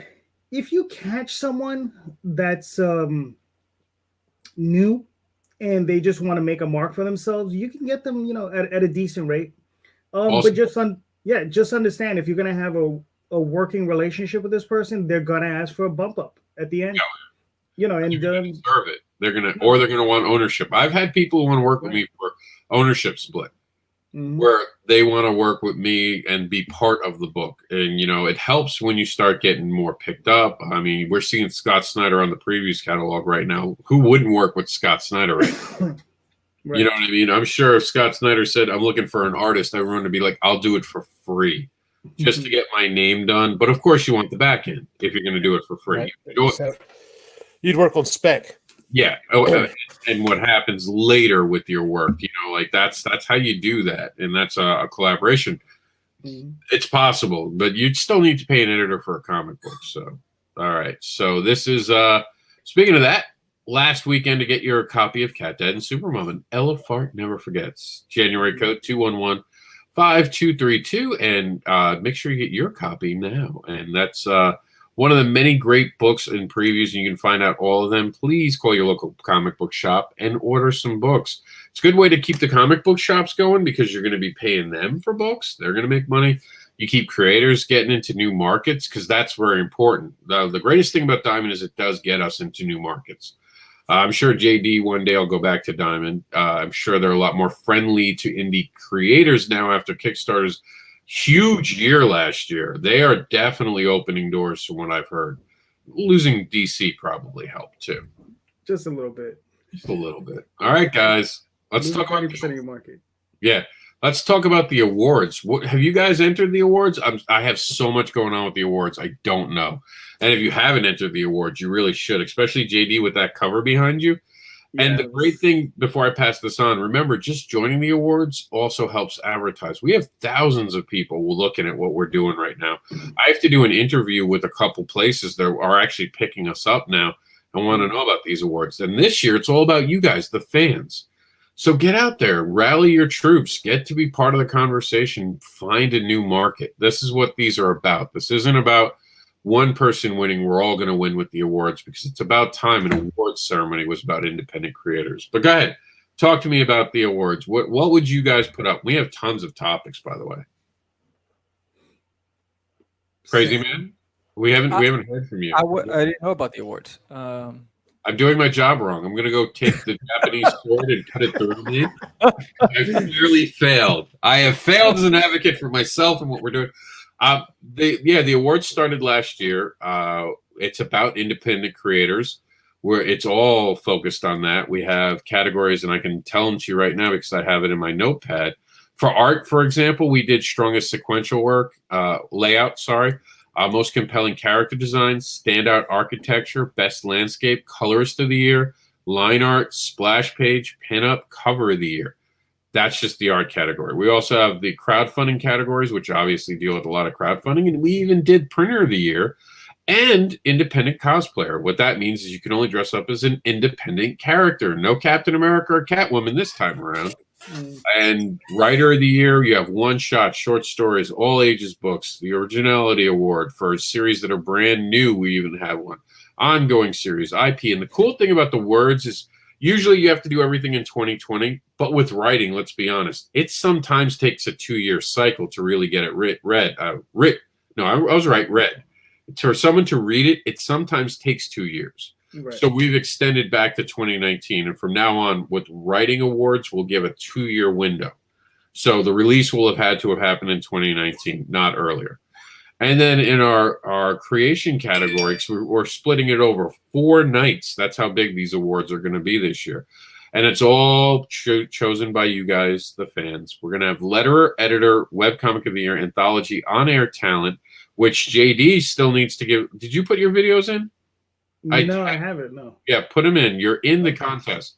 And you should be there for what you're doing with the crazies, even, Sam.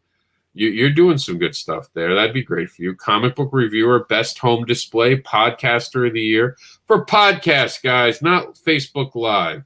Podcasts, breakout creator of the year, and rookie of the year. These are all some great categories. You can find that by going to our site right now. It's part of the Comics Newswire. It's also on Facebook. Just look up the Independent Awards, Independent Creator Awards, which I'm going to look up here for you guys. The only thing I'm not clear on, Rob, is when are the awards and what's the cutoff for people to vote? This year, the awards are going to, like I said, 4 nights. So each one's going to have a different night for the awards. So I can tell you right now, every night and when the cutoffs will be. We're going to take it down to the wire. Basically, the last day I'm going to be making the awards for the people who won, probably within 2 hours. Some of these you'll see right away someone running up. Now, here we have a perfect example, the independent cosplayer thing. That's part of crowdfunding. Crowdfunding is going to be handled by Indie Volt on February 28th, 21, the last day of February. They'll be taking that over. So Varian's hosting that. I'll be in the background. Varian is the host. He has a co-host he's choosing, and he's going to run it his way, but he's going to read off all the awards. So now you see right now you have Karen Nicole Firebitch. Now, the cool thing about topics like this is, what if you cosplayed your character, Sam? What if you dressed up as your character? I did. No, okay, cool. So you should enter this. But here's the thing. Do you think you could ever beat a woman who's very attractive and wearing less clothing and showing off a lot of skin? Do you think that would be a fair competition? Because we didn't. We thought that would be a little unfair. So we made different categories. Different genres. So for a creator, there's 2 different ones. There's the creator being their creations, not for covers or sale. So Karen Nicole, because she does it for characters and for sale, would go for the cosplay for covers and sales, trying to keep it so it can be competitive. So let's be honest. Anyone who's been at a cosplay show knows 90% of the time the hot chick wins. Yes. It's just, unless it's the kids thing. We're not doing kids cosplay at this event. No kids cosplay. They're not old enough to consent to have their images put on social media, and we're not going to let the parents make that call for them, because putting it on social media is permanent. So there'll be no children involved. Everyone's 18 and up. But I did think about that, because I didn't realize you dressed up as your character. That's cool. You have to enter it. I know Bobby Gregory dressed up as Cat Dad last year. I know Andrea Molinari does the Shepherd all the time. There's no way he's going to compete against all the girls who've been doing covers this year. Some of those girls are hot. Like, I would vote for them over me. Yeah, they're better than me. So they just put up a sign that says the character's name. Oh, there's you win like a bra, just in a bra. You win a red wig. But character taking a shower. I want to see JD dress up as his character. That's what I'm waiting for. Oswald, JD. Yeah, sure. Set for 21. I can put on the mouse ears. That's what I'm talking about. Little mouse nose and all that. But I love to see. We have the whole package, which is, of course, the whole outfit put together, accessories, superheroes, anime, manga. And I want it to be something that's fun, that shows off characters, that gets people excited, not be Batman, not be Catwoman. Let's celebrate independent comics for 5 minutes. I mean, let's be honest, if it wasn't for independent creators last year, Kickstarter wouldn't have had the year they did, and we wouldn't have restarted the industry. Together, we're moving forward. No one's better than the other one, but let's admit that we're all there. And let's take a minute to celebrate. Everyone else celebrates all the mainstream, right? Every show you go to, even the online ones, are having cosplay, but none of them celebrate the independent creations. That's what this year's about. So that would be that night. For all the nights, this is actually, I have a graphic, and I'm sure I don't have it listed in here because I'm an idiot. And I'll own the fact that I'm an idiot. Yeah, I don't have the overlay. I'll do it real quick. But here are the nights for the shows. As I'm trying, there we go. We're going to start off. Geek Insider is going to do art. So they will be the ones in charge of art this year, and giving away all the awards for art, including giving away their own award. And it was right there, and all I had to do was do this. I'm an idiot. Nope, wrong one. There it is. But this will look better now anyway. All right, so here we go. The ICAs, the Independent Creator Awards, presents awards for art. That's going to be given to us by Geek Insider. All these shows are at 6 p.m. Eastern. That is going to be on the 21st of February. On the 28th of February, the ICAs presents the awards for crowdfunding, brought to us by Indie Vault. Chuck's Shop Talk is going to be doing the words segment of our awards on the 7th of March. And I end the show on the 14th of March, and that's going to all be at 6 p.m. To JD's question, those particular categories that are for that award show go to within 2 hours of the show, if not a runoff. If something is so close that it can be affected, we will let it run until the award goes. I will make up 2 plaques or 3, depending on how the award's going, and we will announce the winner. If we have a blowout, I'll just call it. At a blowout where you don't think any change is going to happen, it'll be there. But for a lot of these, we'll let it take it to the moment the show is going to be there. I'm the producer on all the shows, so I'll be in the background for everyone. I'm the announcer voice on Geek Insider. I am the host on Comic Book Advocates. I am also the producer, and I think Chuck asked me to be the announcer on Shop Talk. I'm just the producer on the Indie Vault one. I don't want to be on camera for except one of them. This isn't about me. I can't stress that enough. This is about independent creators. I'm the one putting it together. Next year, I hope to have JD come in and maybe do a night and be an announcer. I want to continue to grow this year after year. We also have a Hall of Fame. We haven't announced anyone for the Hall of Fame yet. The Hall of Fame inductees will be fully announced on the Comic Book Advocates night. Geek Insider starts it. I end it. We'll also be doing an in memoriam for all the creators who passed away in 2020. And even this year, if anyone that you know that's a creator that passes away, please make me aware of it. We're going to pay tribute to them every year during the awards, like every other awards show does. So please let us know, let us be aware of it so we can celebrate their lives. So does that answer all the questions, guys? Yeah, I think so. So what are you going to join? I want to know, crazy man. What are you guys going to put in? I'm gonna tonight. I'm good with that. No, I didn't even know about all this stuff. I was like, what? Yeah. Pretty dope. Yeah. We're serious about this. Like, we have some great names already running crowdfunding here. The crowdfunder of the year.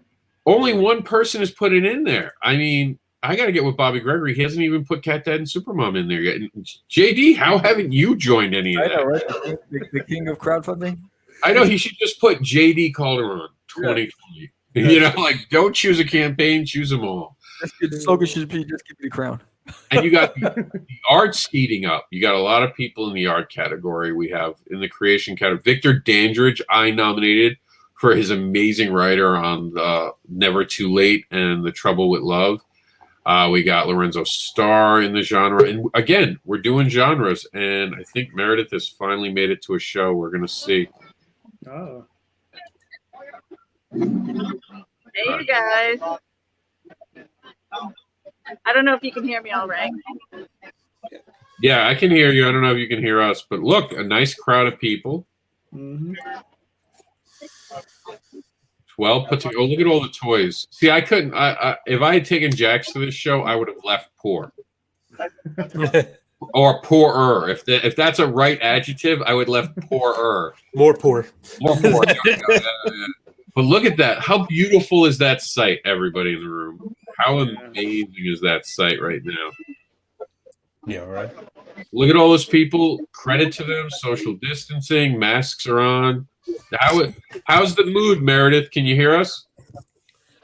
I can hear you. Not that well, though. Okay. How's the energy there? Are people happy? Oh, yeah. People are very happy right now. I mean, they are. I'm walking around. I swear to God, I think I spy Luke. I've never met him in person, so I am going to come over here. I found him. All right.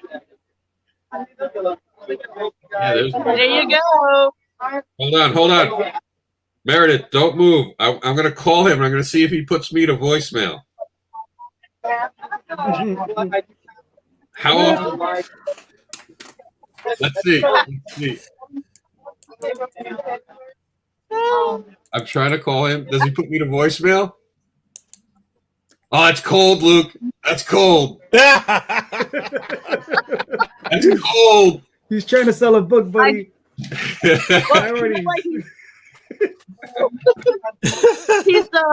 oh no, I'm talking. Sorry, it's okay.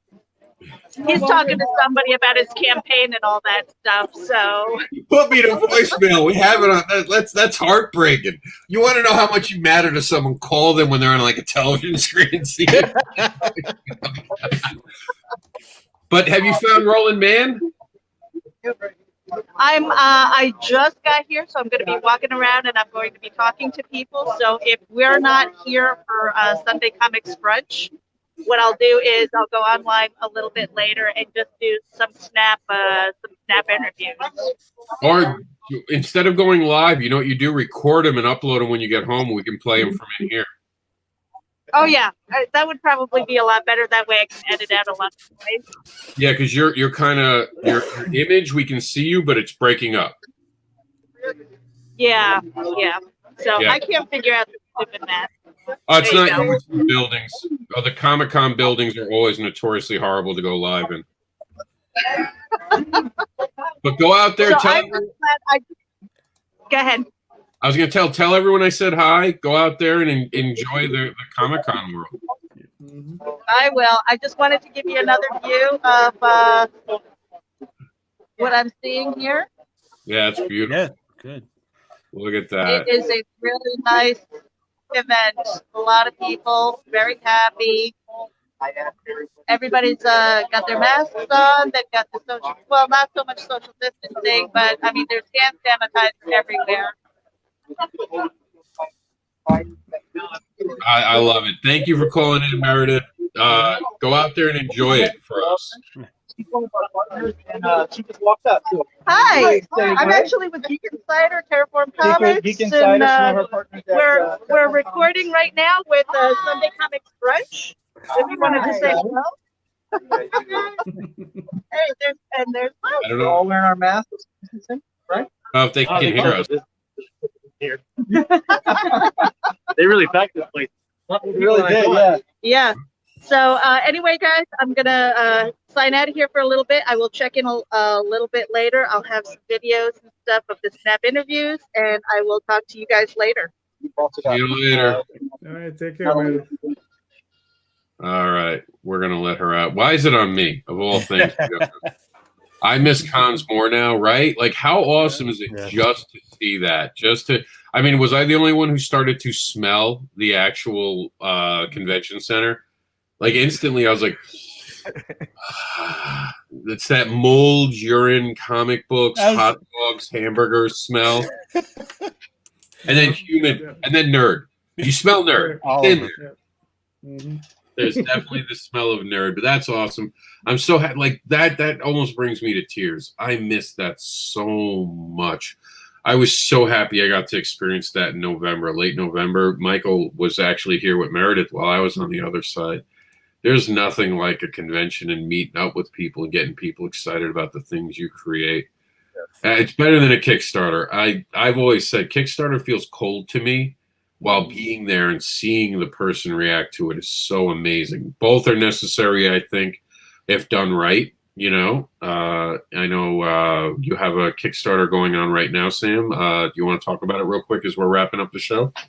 Yes, for Catch the Crazies Part 2. Catch the Crazies Part 2. And here is where you see Sam lose his mind, and George thinks Sam is talking to himself, and Sam decides to go out and challenge the universe to become the best podcaster. And, the universe is going to answer, and I don't think Sam's going to live to regret it. But it gets funnier. His rivals are getting more aggressive with him and George, and there's a lot going on. So in Part 2, so you'll get introduced to the Elsewhere, which is the realm with the 7 levels, and it's an alternate universe where the crazy man comes from, and you get a sneak peek into 2 key characters and some cloaked figures. So it's pretty dope. And the Kickstarter is running right now, and we're at 44%. We on day 4. We're excited about this, and we have a lot of different levels to this. So please back us. You're going to definitely enjoy the book. If you're a podcaster, if you're a comic book geek, if you're into gremlins and minions and mole rats, you're going to love this because it's our story. There's some truth to it with what happens at Comic Cons and what happens in podcasting, and then the supernatural. So it's pretty awesome. Nice. Oh, man, you have a big video. Yes. How long is your video? That video there's 8 minutes. Oh, geez, that's why. That's a long video. I'm gonna have to cut that up to make it to backer pause. Yeah, I have a 5-minute version too. That video was highlights from our interview on Nerds of the Round, plus me talking about the crazies and what people can expect from the book, and some about the characters as well. I'll see if it'll let me even load it. I was gonna try to load it up for you, but I don't know if we're going to be able to do it. It's trying. I'll get back to you. Maybe because sometimes if it's low enough, I can kind of sneak it in. Because sometimes Kickstarter compresses your videos. I don't know if you guys knew that, but it'll compress them. Okay. A lot of times not, but we'll see. JD, when is your next Kickstarter? I know you recently hinted. Yeah. That's for these guys right here. It's my sample books. That'll be... That'll be January, probably early February, probably the second week of February. It'll be out. Probably right after Daphne's book is finished, her campaign. Then like a couple of days after that, it'll be coming out. So you want to talk about her campaign, or you want me to run the video for it? I think yeah. Yeah, if you want, you can run hers. I'll run her video right now. Yeah.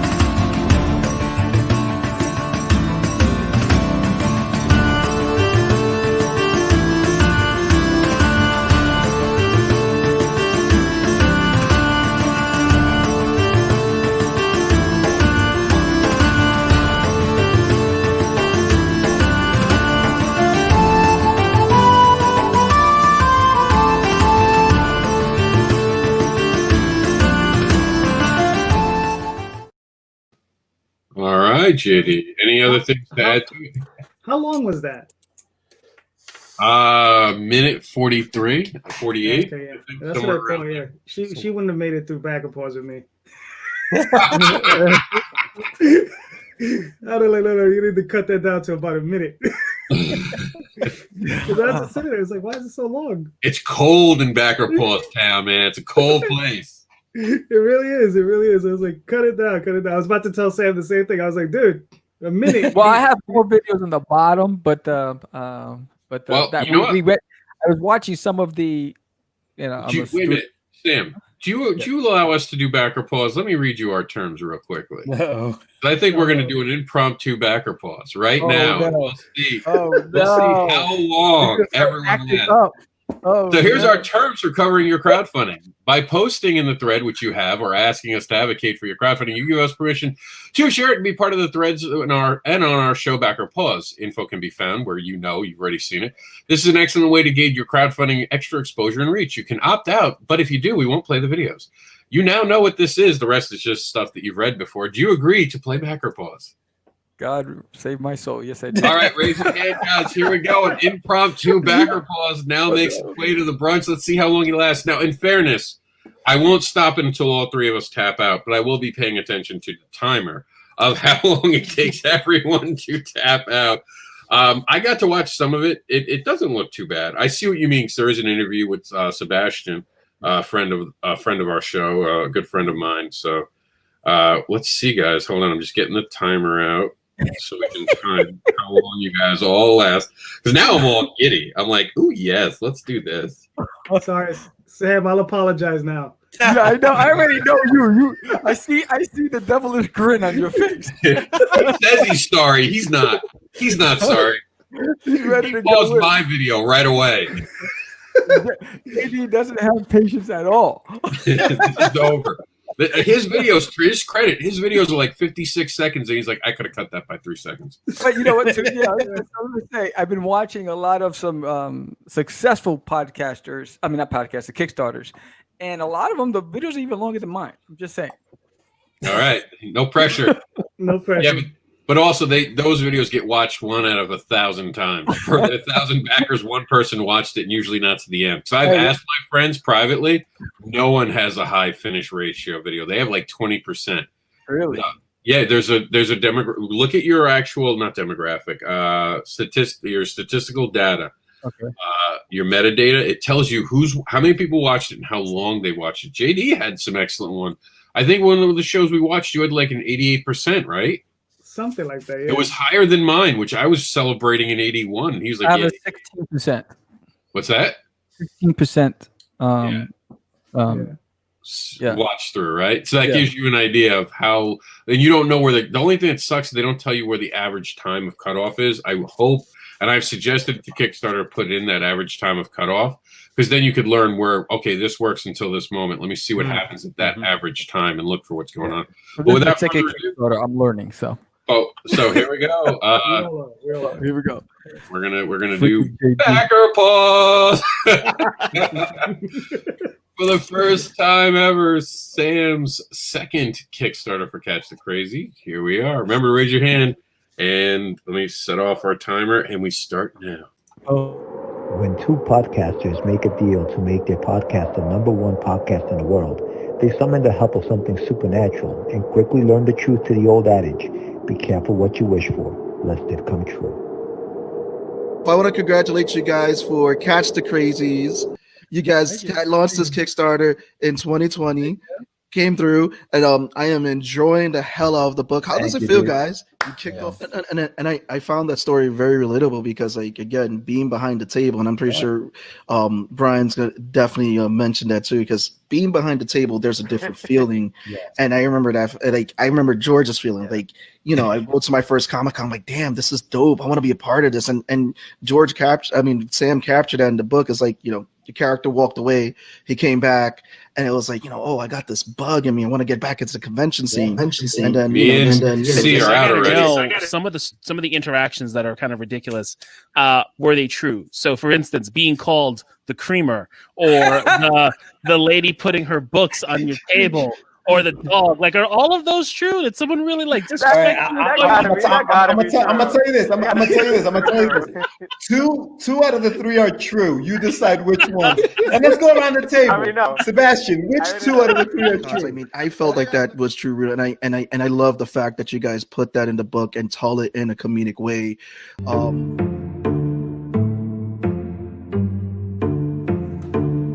Hi, I'm Samuel, and today we're talking about Cast the Crazies issue number 2, which just launched on Kickstarter.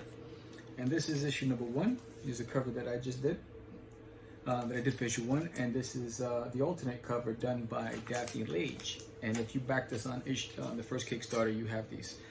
And speaking of Daphne, Are you done, JD? Is that why you unmuted? Yeah. Check that out. Yo, Talented as long as artist, Daphne's amazing stuff shows, then we can go. What will you get? What will you get with issue? Well, fans can expect to see Sin lose his. All right. So JD made 2 minutes, and I think he was being nice.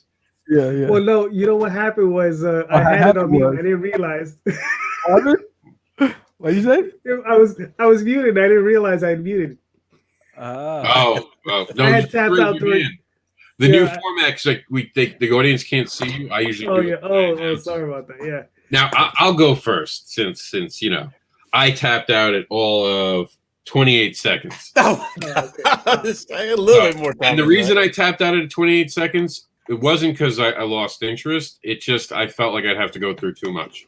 I liked the beginning. I didn't get the elevator pitch. I never, as we ended the video right now at 2 minutes and 50 seconds, you still hadn't given me the elevator pitch. If I didn't know anything about your book, I'd be totally lost and think that you're doing an interview show, and that doesn't make sense. And I don't even know who you were. At that point, understand when you're in that interview show, you didn't establish who you were.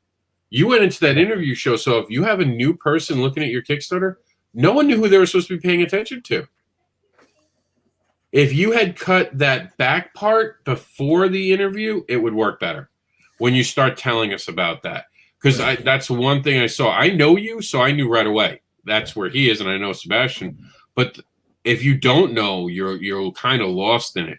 So to me, the 28 seconds was right when it started because I didn't know enough. And I knew that was a tripping point. And I knew if I didn't know you, that was it. And I did watch ahead while we were talking, and I was uploading it when you guys were talking. And I do know that you had that whole section that if it's moved up just a bit, what I would do is turn on you saying hello to everyone at the very beginning, put that in between bump where you had that the beginning of your video, that in between bump, and then go to the interview.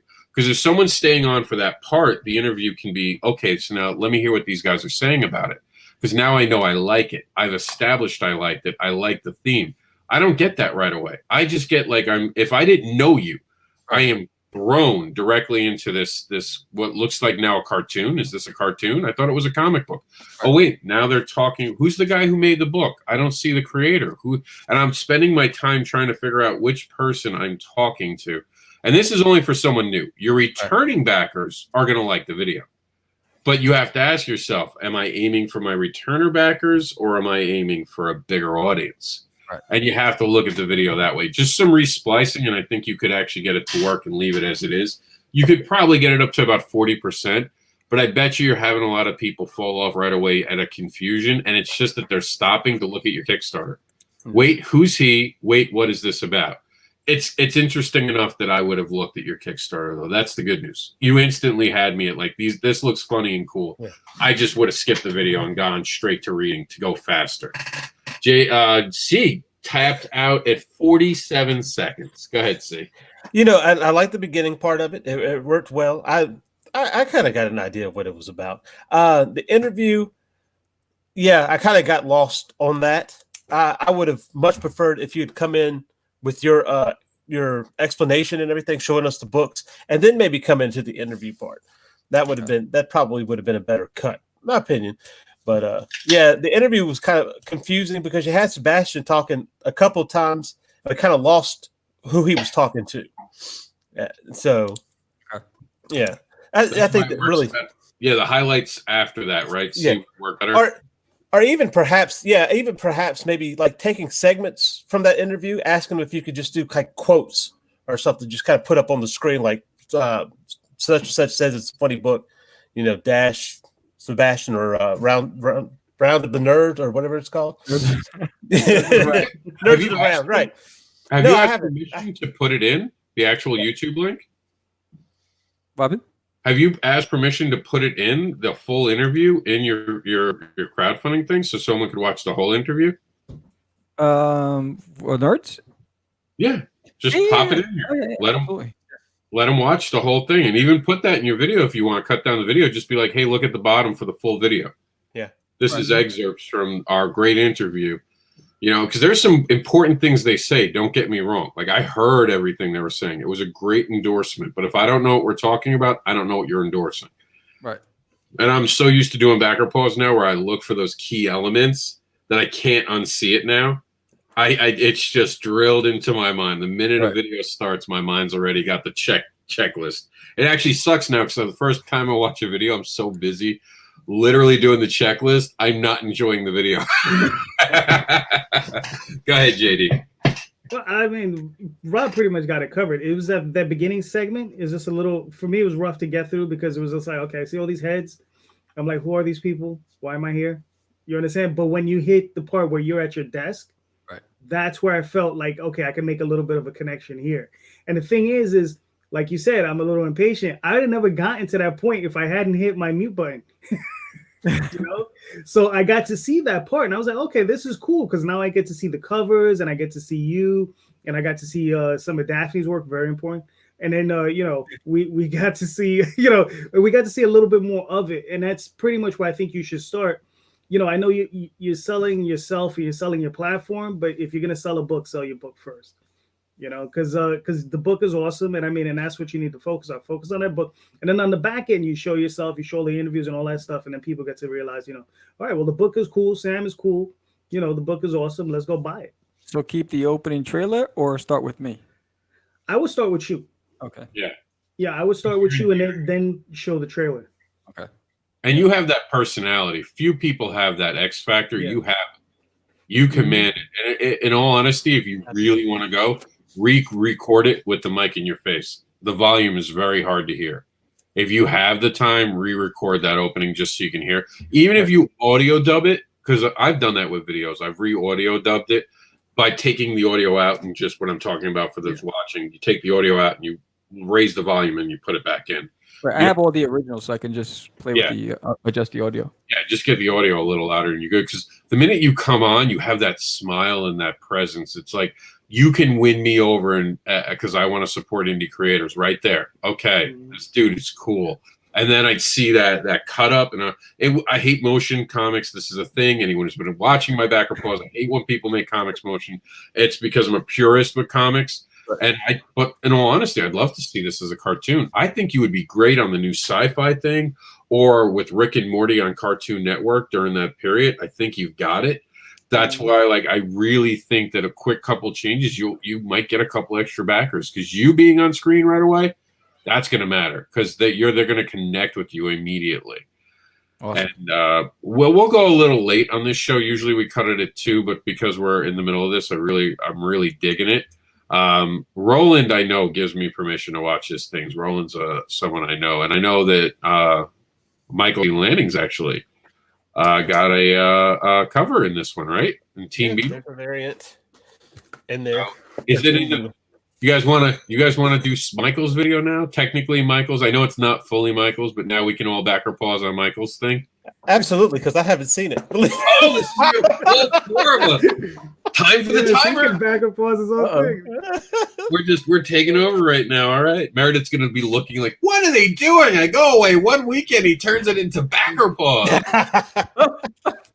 But here we go, guys. This is it. This is the Silverline double feature went live right after we were actually finished backer pause on Wednesday, so we missed it, but we get it in right away. So here's the man, Roland Man. And remember to raise your hand. I can see you. Right. So when you're tapped out. And I run Silverline Comics, the genre-spanning independent comic and graphic novel publisher. And I'm here to tell you about our first Kickstarter for 2021. It's a double feature flip book. We've done a couple of those before. You probably remember them. Hopefully you do anyway. Well, this is our third one, and it features Teen Beetle #1 and Switchblade #1, the remix volume. So here's John Crowther to tell you about Teen Beetle. Hi, my name is John Crowther. I'm the writer and creator of Teen Beetle. It's a 3-issue series I'm doing with Silverline Comics that tells the tale of Blake Northrup. He's a teenager who has acquired the vitamin 2X. You might remember from the old Blue Beetle. Gotcha, Michael. Acquired it, and he has used it to transform himself into Teen Beetle. However, he's also awakened some evildoers, such as Dr. Mantis, who are set on grabbing that vitamin 2X and using it for their evil means. So hope you follow us. We've got some great art by Del Barris and some great colors by Jerry Lou Smith. We're on Kickstarter, and hope to have you aboard. Thanks, John. But wait, there's more. On the flip side, we've got Switchblade #1. It's the remix. Some of you might remember the Switchblade was originally published in 1997. JD's out. Yuck. We have digitally remastered every page, and the issue has been digitally colored by Aidan Belcher. So what is Switchblade? Well, let me tell you. Switchblade is a story of Scott Nagle, guy, but he's fed up with the failures in the justice systems. Seems like a lot of us today, right? Scott, who's a boxer in New Orleans, is pushed over the line when a local elementary-age girl is raped and murdered, and the killers get away, all because of a paperwork error. Scott takes it upon himself to see that justice is done and becomes a bit of a hero to the locals, but a vigilante operating outside of the law, and thus wanted by the police. And remember, both of these comics are completely finished. We could print them and ship them to you today, but that's where you come in. We need your help to get the funds so that we can print them and ship them to you. So give us a look. Pledge if you can. All right. Pledge if you can't pledge. At the very end, he loses me, but I was actually content with that. But we'll go around the room and I'll explain a couple things I did see. First person to tap out at just 38 seconds. I'm telling Roland. Go ahead. And I'll be right back, guys. I just have to run out. Jax needs me for something, so I'll be right back. No. Michael, you're in charge. Switching over to the other guy to tell. I don't need to be told 100 times that this is from Silverline Comics. I feel like maybe could have said, "Oh, writer is Switchblade. What was it? Teen Beetle. Writer is Teen Beetle, and this is what it's about." And we move on. But I feel like kind of over explanation. That just didn't. It didn't really. I don't know. It didn't really click for me. I hate to say it. Now, I tapped out when they moved on to the second book because it was just like, I got the first one. Now you're hitting me with the second book, and it's just like, okay, now you're, Yeah. Well, the explanations were a little long. That's, Go ahead. Say. No, that's how I felt. I felt I was okay until it started going to a second book, and then these long explanations. I was like, all right, forget this. Yeah. I was like, stick to the one. Tell me about the why. Yeah. And let's keep it moving. And I don't mind him trying, because you kind of try to be a little bit personal. God's fed up with the justice system, like we all are. Yeah, I get that. But I think maybe you explained the book too much. He fed up with the justice system, so he just has to take things into his own hand, show us some art, and let's go. That's kind of how Yeah. But of course, Rob lasted longer than all of us. Wow. I think he was just sucking up to Roland. That maybe. It's like, but the books look good though. I mean, that's the thing. I mean, the product looks good. I mean, the artwork looks nice, and I mean, I know you guys always put out a quality product. So, well, what I would have liked to have seen first is one important thing is get that the books are ready to go. I'd like to have put that out front, right off the bat. That way, here are 2 books already done, ready to go. The risk is none, basically minimal to none. And this is what it's about. And then, I think that's a good selling point on Kickstarter is to make sure that those books are done and people know that the product's done. It's that way you feel safe backing it. Mm-hmm. No, definitely. Yeah, that's the one thing. It's like, you hear about some of these books and you're like, oh, I'm going to get this in 2022. Yeah. I was just like, okay, nice.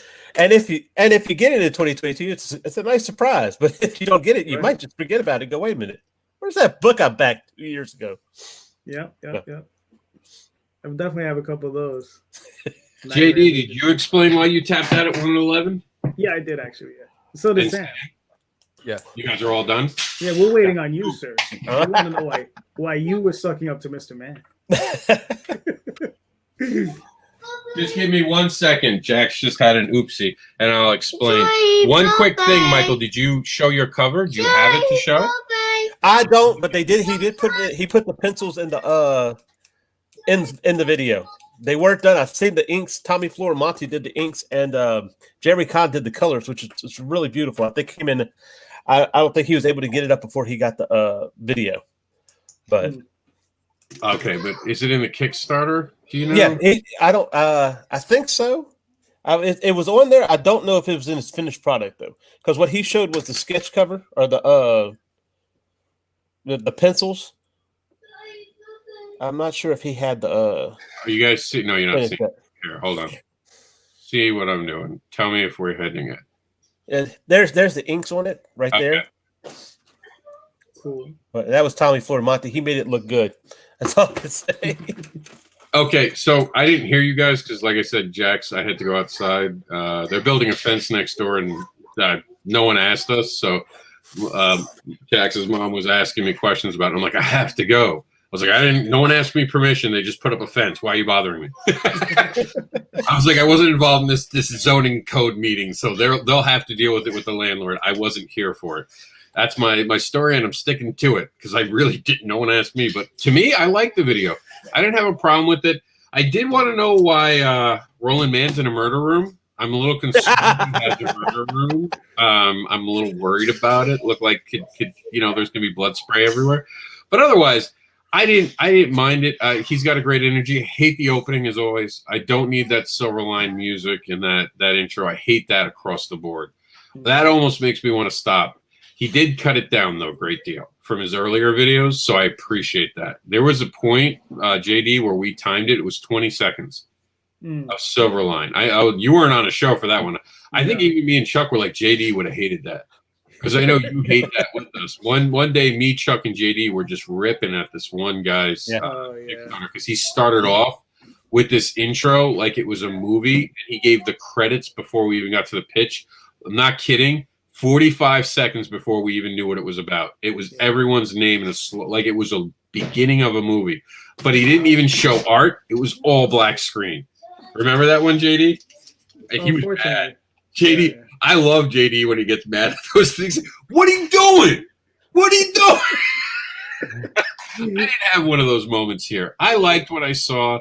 I also like John Crawford, so he's a friend. There's always a difference when they're your friends.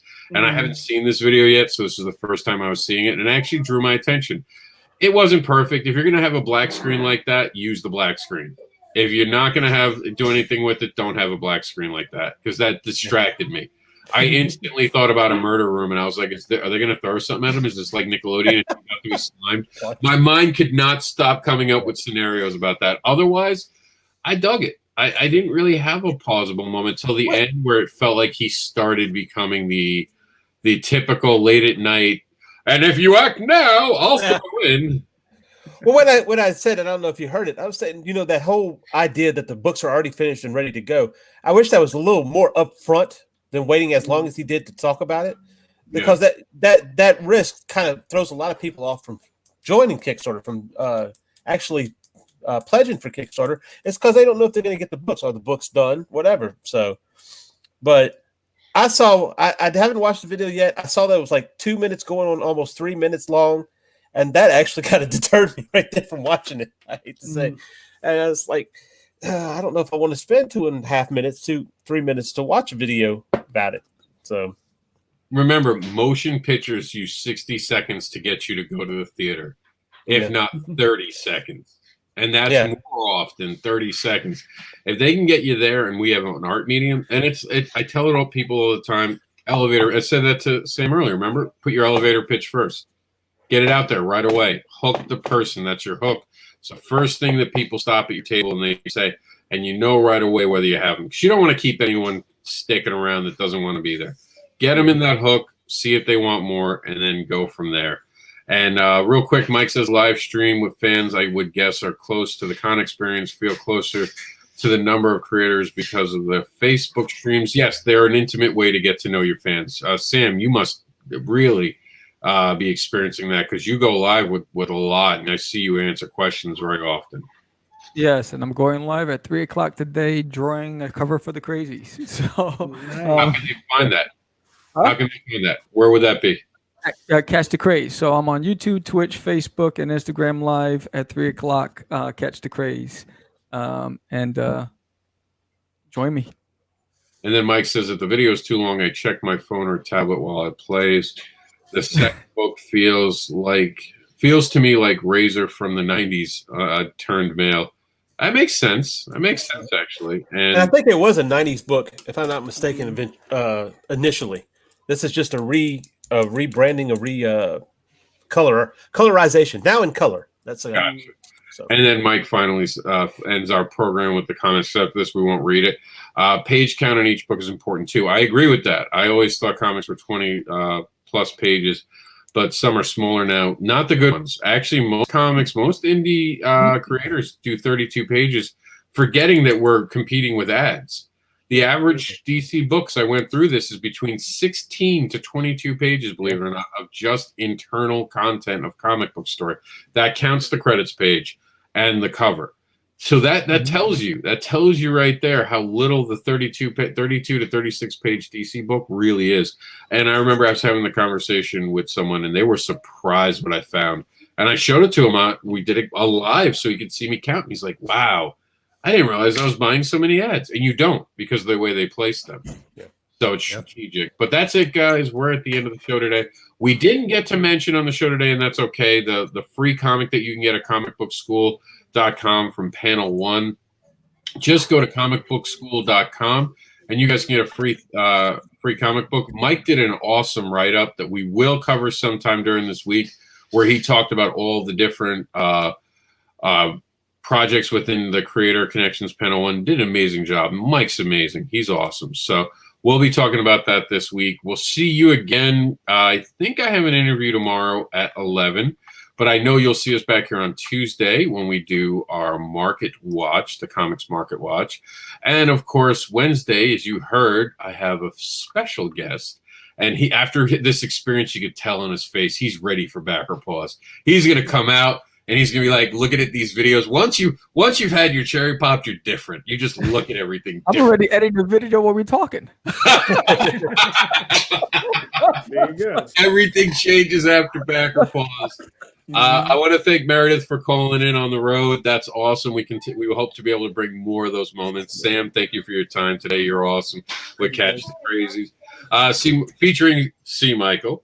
Thank you for being on. And, of course, JD is always welcome at our shows, and it's always great to have him on Talk Comics. So there are a few people who know comics as well as him. So it's always great to sit around with a veteran and talk about the comics industry. That's it for today. We're out of here. We will see you back here on Tuesday with the news. Look for an interview and maybe some other cool stuff popping up till then between all of us. And today at 3 p.m., you'll be able to see a brand new Catch the Crazy cover being made live. So tune into that. And with that, we're out of here, kids. We'll catch you later on. So we're out.